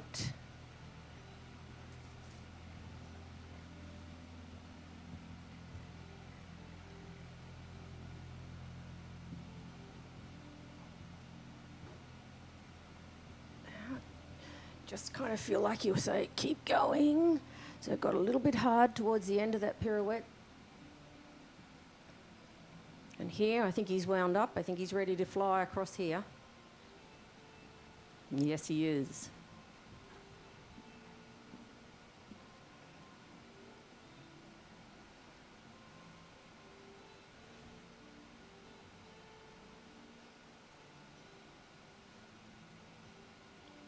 Nice clean transition to passage there. You could see it, the change from the collected trot to the passage.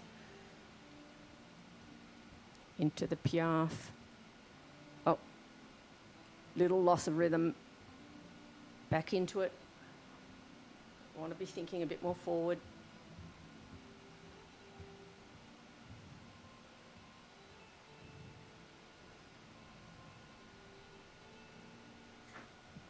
And a good halt finish. Super job from Charlotte Phillips. Yep, for a young rider, although she's now got quite a bit of experience, she's now been doing it for a little while on this horse.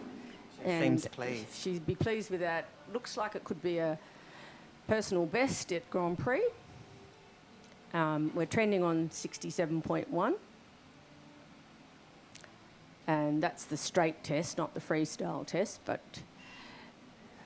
she's certainly got some higher scores in freestyles. So something to look forward to tomorrow. Yes, well, she'll certainly qualify with that one, as will Kerry Mack. So there'll be two riders tomorrow in the final.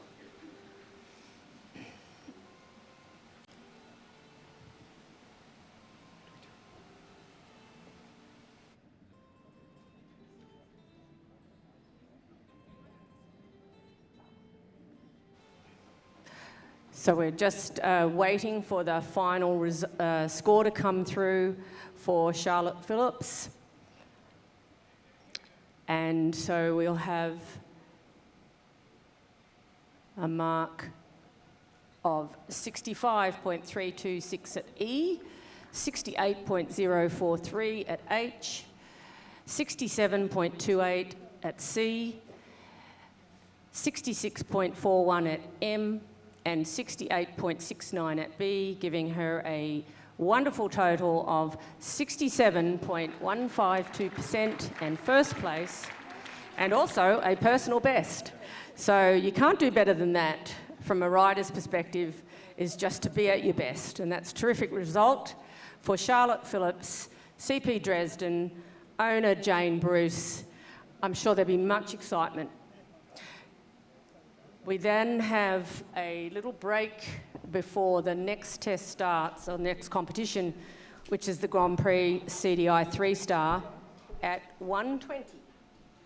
Oh, just got time to whip out to the toilet, go and get a coffee, get yourselves back, quick, smart, and we'll be back with you.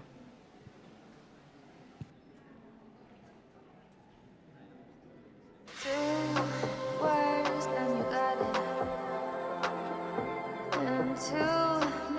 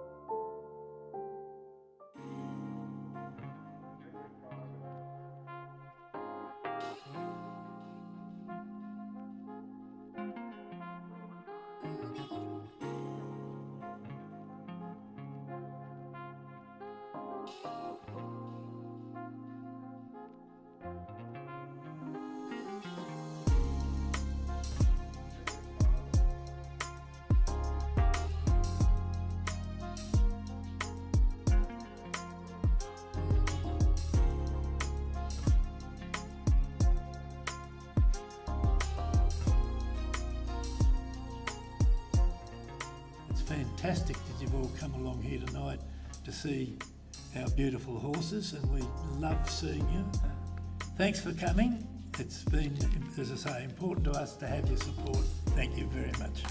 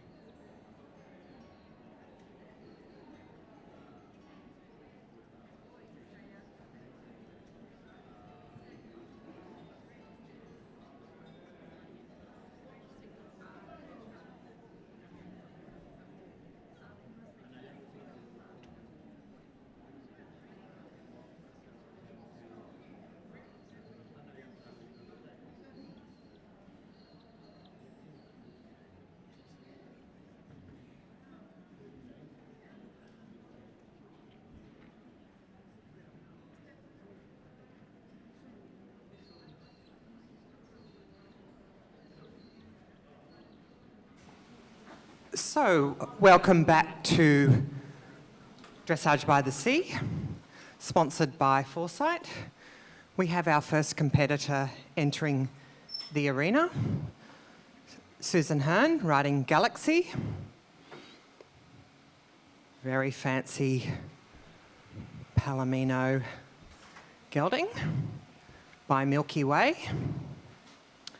And we have a guest appearance in the announcers box. We've got Glenys Barry here to put her opinions, ideas into the commentary.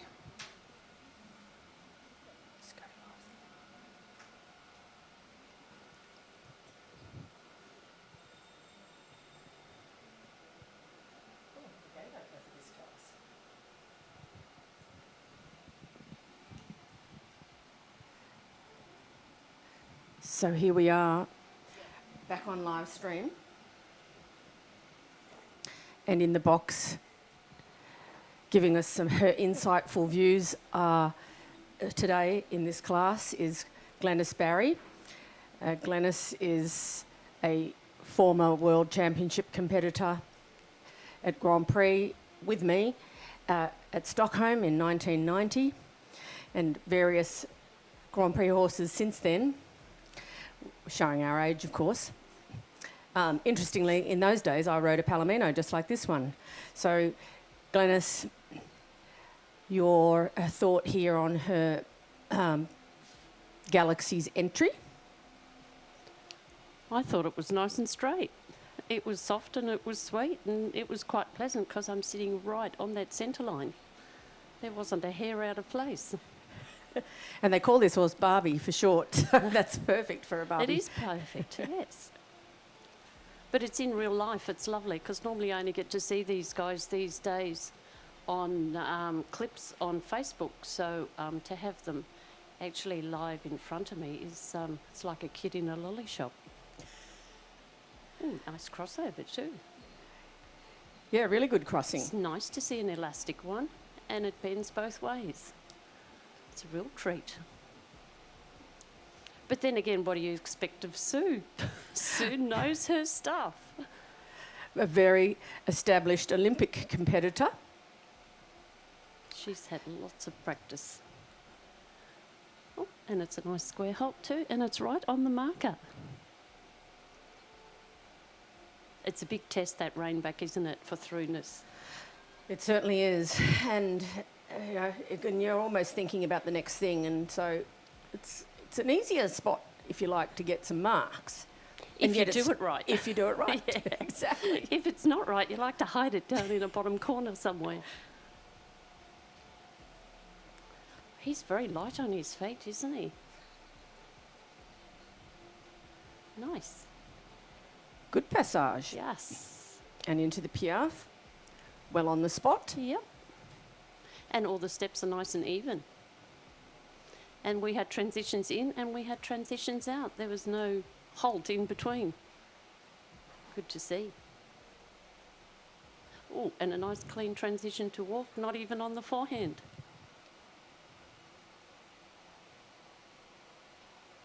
I'm glad to see you saved me a really nice one to watch.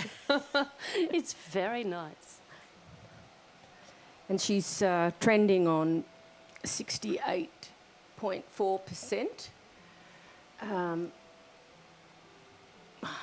With a CB. What does CB mean? Career best? Combination best. I was going to say I think she's had some higher scores, but the computer puts up all these interesting things, so I hadn't seen that one before. So into passage again. A little bit blurred. It's a tricky transition, that, isn't it, to ride? Because the horse is thinking, I really want to do this, and you say, OK, let's go, and he goes, oh, but I'm not really ready yet. Tidy. His mouth is nice and quiet, his pole's the highest point.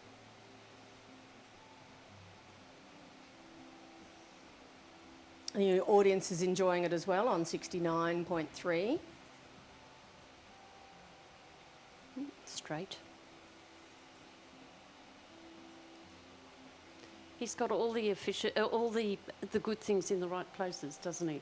Yeah. The transitions are smooth and tidy. You know, maybe what he lacks in this massive, exuberant movement, he puts into technically an amazingly correct test. Yeah, it's going. Where are you looking, Sue? Stop looking at him. What a shame. That sort of thing is what I call a bit of a rider error with balance of yourself, having a look down, and just tips your shoulder, moves your hip where it shouldn't go, and then you lose your forward. Yeah. Yep. They go behind your aids, and the power's gone. But I do want to say, get going on this. Yeah, he sort of picked up a little bit, but he was a bit slow on the pickup. I love this movement. This morning I watched a Grand Prix and I was exhausted afterwards because I rode every bit of it. My neck was nice and loose at the end though. That's good. Some benefit then. Oh no, you little devil. Oh, horses are just horses. We have to remember they're human in the end, aren't they? And they get the spooks and they get worried. Yep, and she's just got Come to on, think about buddy. where she is. Movement's It's all over and done good. with. Get around the corner, be positive, stop looking over the side, That's tough. and go, okay, I'm on with it. And you know, it's a really complicated movement. There's a lot involved in it when you train that zigzag, and you only get 1 mark for it out of 10. And there's no leeway for any mistakes at all in that movement. Oh, yeah.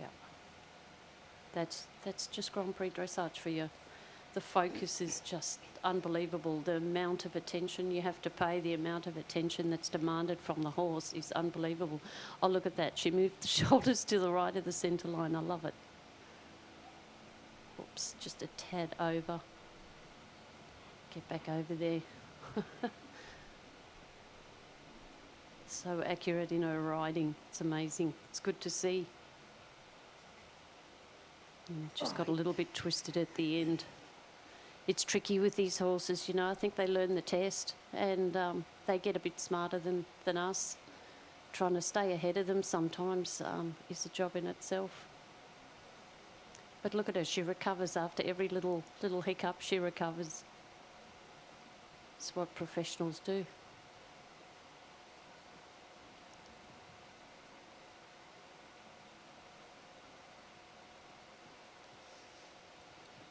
Getting a little bit weary, I think, towards the end of the test. Yeah. And I think you end up a bit disappointed as a rider when things go a bit wrong. You sort of give up a little bit.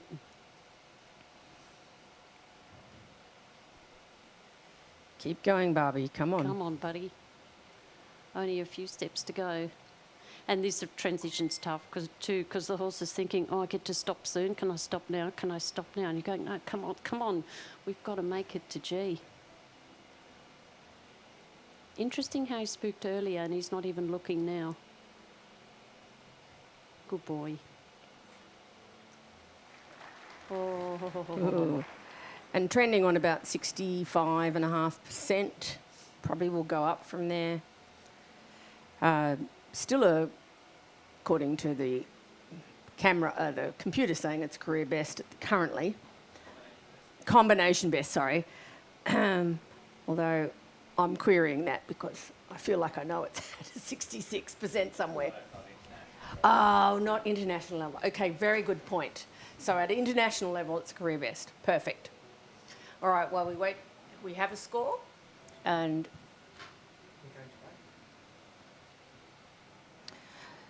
so a score, official score for Suzanne Hearn and Galaxy of 65.783%, combination best at an international level.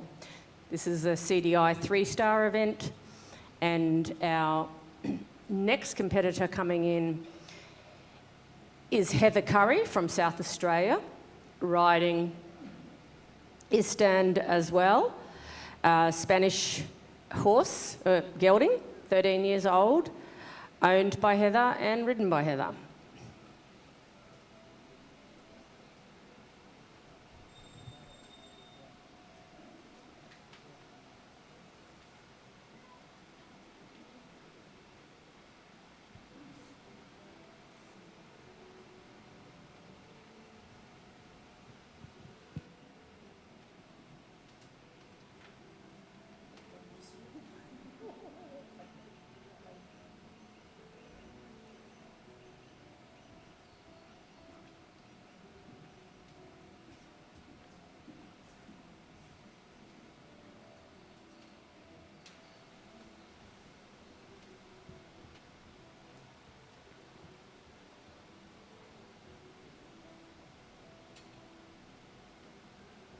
So a different type of horse for us to look at here. And of course, for me, I'm a fan of the Spanish horse. And Glenys, when you watch the Spanish horse, do you appreciate its beauty? Oh, absolutely. It's like we've had two little girls' dream horses come in already. First, Barbie the Palomino, and now we have this grey horse with the big neck, and look at that tail. You'd just kill for a ponytail like that. And he's so white. It's really funny, actually. I walked through the stables and I walked straight past Heather. How rude of me. And then I looked behind me and I went up and gave her a hug and I said, how come you didn't get wrinkles? We got them all. You still look so young. It was quite funny. Oh, sure, Heather appreciated that. She did. I got a second hug. Oh, dear. Well, it's a terrific halt right on the before the marker. rainback. A little bit hurried. I think that the tail, she gets bonus points for Yeah. sure. And she's like the Barbie rider. She's Yeah. skinny, she's tall, she's blonde. It's all just there, isn't it? And, you know, the engine is really going. Yep. And that's pretty good for a Spanish horse. Like sometimes they like the air time in the big flashy legs and they don't really get out there, but he's doing it. Oh, buddy. Yeah, I saw him do some very nice piaffe this morning. Sometimes they don't always bring it into the arena with them because the arena is a very difficult place to bring out everything. If we could get all our good bits outside and join it together and present it to the judge, I tell you what, we'd have winning scores every time. Nice walk. And he's relaxed. His eyes nice and relaxed. They're just impressive, aren't they? Yeah, well, this is it's a good-looking GG, and certainly, makes you want to keep looking at him. Yes. And he's not 17 hands, but he makes his mark in the arena.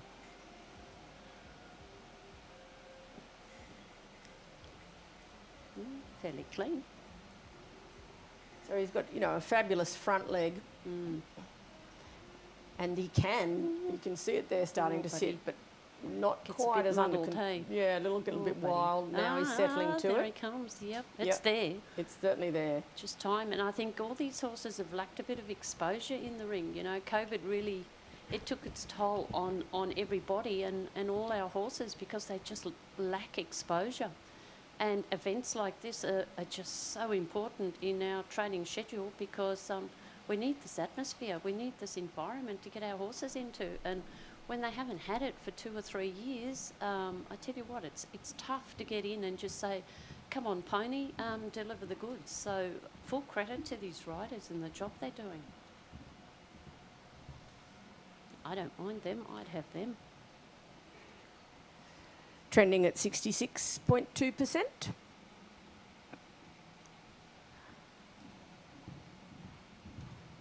He's got a motor. Yeah, he really does. And Heather's not frightened to use it either, so that's good. Yeah, she can trust him in the arena, I think, Yep. quite well. Well, I guess keeping their mind on the job is a job in itself because they've got to keep them interested. Oh, might have been one too many on that one. Yeah, and that was one too little.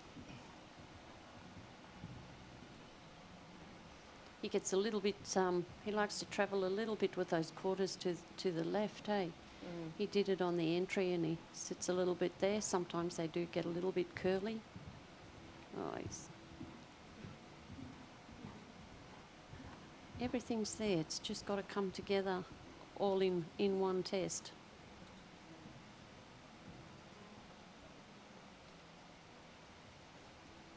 But Heather has a good plan, which is very good. It's very important as a rider to have a competition and a training plan and set your goals and aim for them and one by one achieve them. He's a little bit wriggly, isn't he? Yeah. Bit of a slinky. He gets a little bit of a banana about him every so often. It's tricky, that second pirouette. Not quite back on the centre line.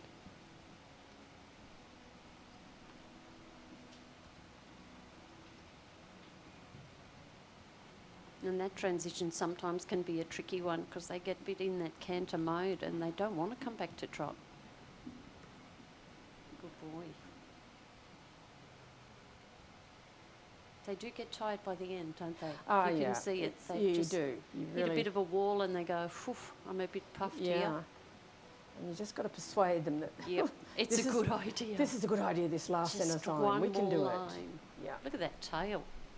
Oh, There, good gets boy. into the rhythm. Oh, and then lost it. One Come on, day I think it'll you all should come out. together. Yep. Good. Good boy. And I think that's all of that's just a bit of a sign of wow, I've done a really good job, and Yep. and just trending it just on set 65 and a half. So I think a nice, certainly happy to watch that test. But costly, you know, the mistakes in the tempi changes, things like that, you know, canter pirouettes, they're all coefficients. They're just really expensive little mistakes.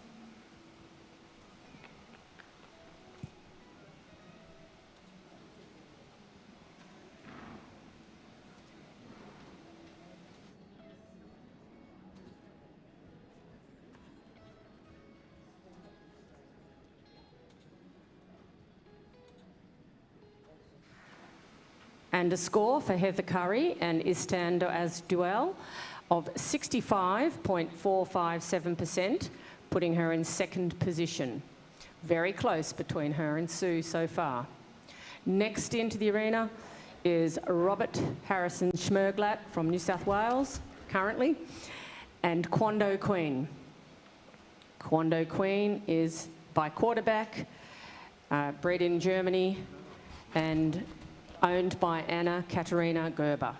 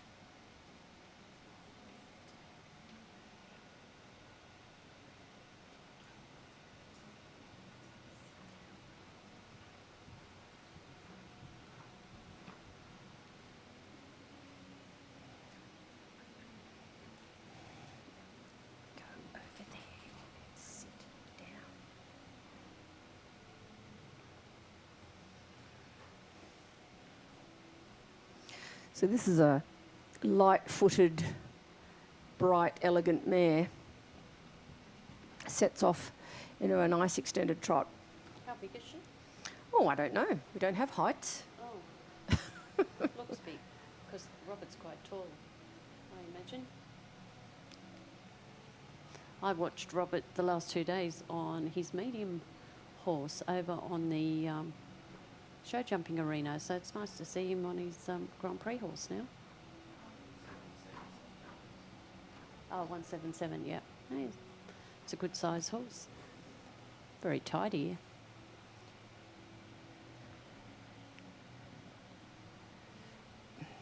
What do you think about that little nod with the head, Jill? Yeah, I think we need a little bit better self-carriage. Yeah. How old is this horse?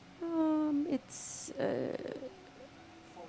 14. Okay. So we can say it's established yeah. at this level. So Yeah. it just can't quite maintain its balance back on its Yeah. back legs enough to stay Yeah. super steady. Well, I guess it showed a little bit in the entry and in the halt. It got a little bit wide in the hind legs in the halt. So maybe, you know, these big horses, they struggle a bit to carry weight behind compared to the little bit shorter guys. So maybe she's still a little bit in that in-between, you know, how hard do I really have to work stage. She seems pretty calm for a red-headed mare, though, so that's pretty good. Yeah. I've had a few of them. They were pretty hot. Oh, the horse relaxes and it walks. It's good. It's nice to see proper walks, isn't it? Yeah. Oh, They yeah. were lost there for a little while, not necessarily here, but certainly in Europe we lost walks for a while. Yes, it seems to have become a less important movement, Yes. shall we say. Just a way to get across to the other side, to get to the good stuff again. He's quite an impressive rider, isn't he? He's quite subtle. Sometimes these big, strong males can be a little bit heavy, but he's a nice, light feeling rider. Yeah, and she gets the engagement of the hind legs, but just not so willing to sit on them. Yes. You know, To carry keep weight the on them. weight, yeah. Yeah. And then gets a little low in front. Yes.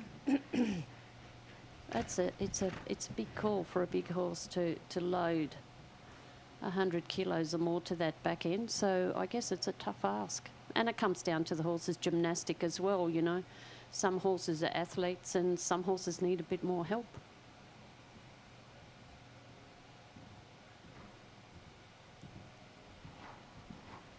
But she's certainly getting the job done. We can't argue that at all. Look at that. Nice and tidy.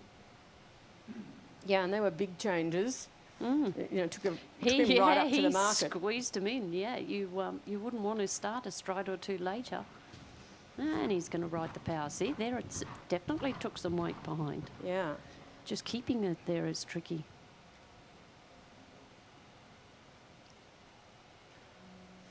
It's interesting. I guess it's just me. I'd like to sit them a little bit more, knowing that I've got a zigzag or, you know, even pirouettes coming up next. I'd like to sit them a little bit more before that flying change at K than what I've seen as a bit of a, you know, general observation, so that I've got a little bit more help from that extension to get a bit more power to sit underneath me to carry that horse all the way through that zigzag, because that zigzag is tough.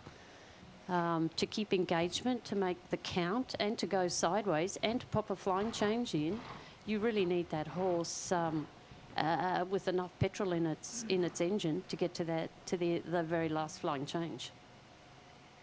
And then straight away twos and now pirouettes, you know, that's you got to somewhere fetch a little bit of giddy up. Oh, Yeah, not and too that's the bad point at of the all. corner. Good girl. Yes. And not something that it's not easy to achieve, but No. I think riders should take Oh. note. That's a very good piece of advice from Glenys about preparation. Yeah, she use just- the corner to sit the horse Yes. on its hind legs And use before. that extension that she just got a little bit behind the rider there and got the bum up in the air. Nice transition. Tell you what, there's a lot of tidy work in this test. And Good the job. judges are rewarding at the moment good. with 68.4. Yep. And no mistakes. Everything's pretty clean.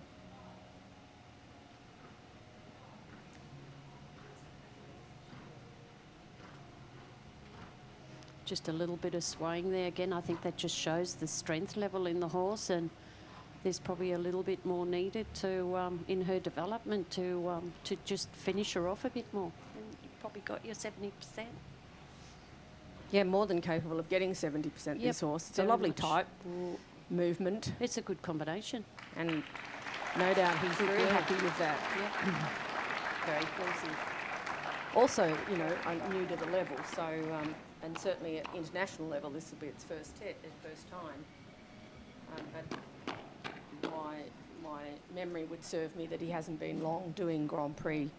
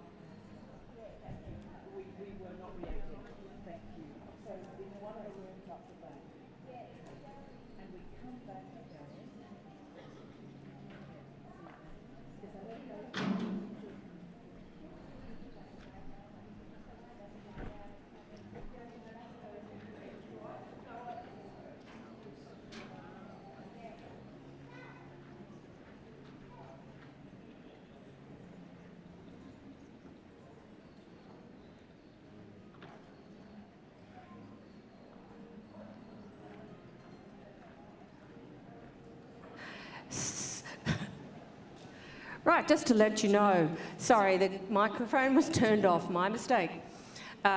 You've read the scores. Robert Harrison Smerger in the lead on 68.239%.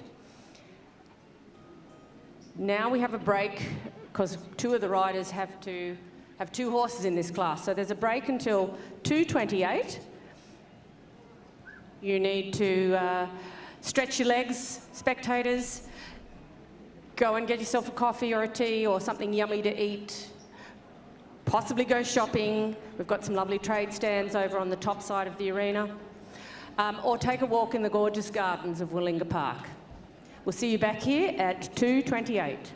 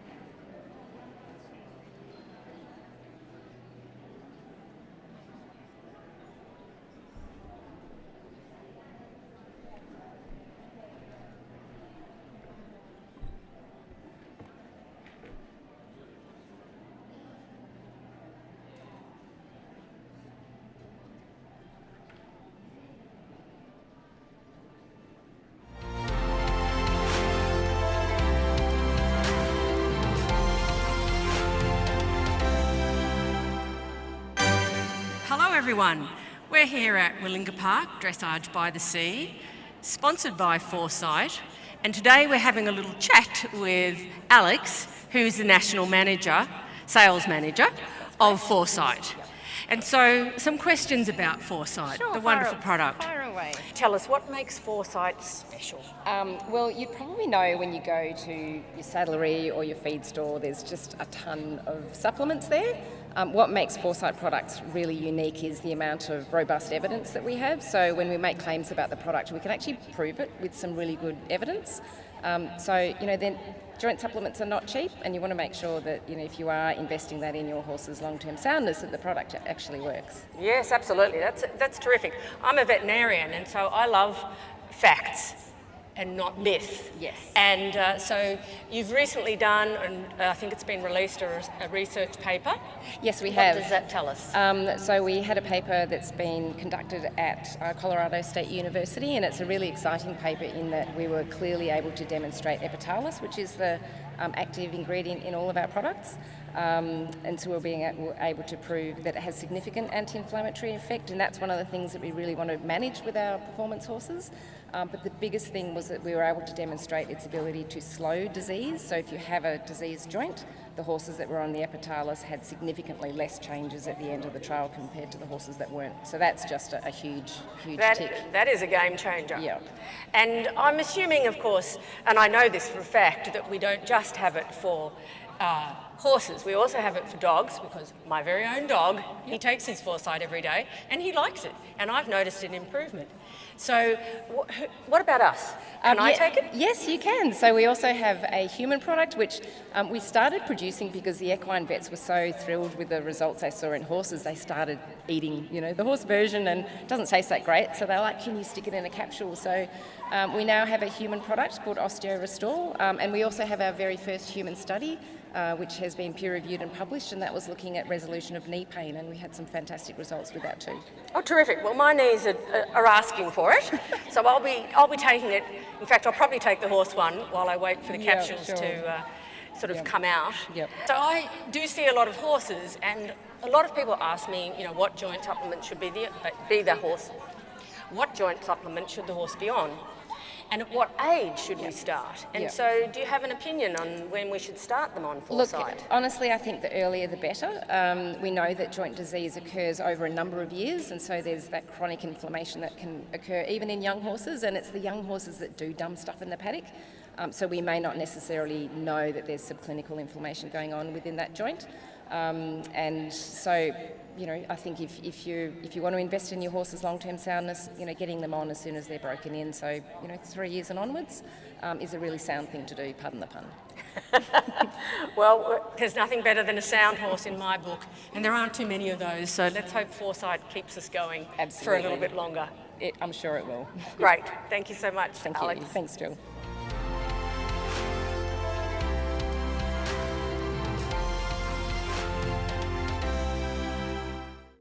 Hi, I'm Christine Crawford and I'm at Willinga Park, Dressage by the Sea 2023. And I'm here with my good friend Denise Rogan, who has been, I believe, competing here since 2017. I actually think even sooner than 2017. Yeah. Although I'm not entirely sure when Willinga Park actually officially started, but almost from the get-go, I've been at Willinga Park and I've seen the whole place develop literally in front of me every year. And so what, I believe you've been here already a couple of days, settling in. Yes, yeah. I make it a bit of a holiday, to be honest. I think a lot of riders make it a holiday. They come, they enjoy the coast, they enjoy the horses and the fabulous venue. Yeah. What's one thing that keeps bringing you back? This place. Yeah, amazing.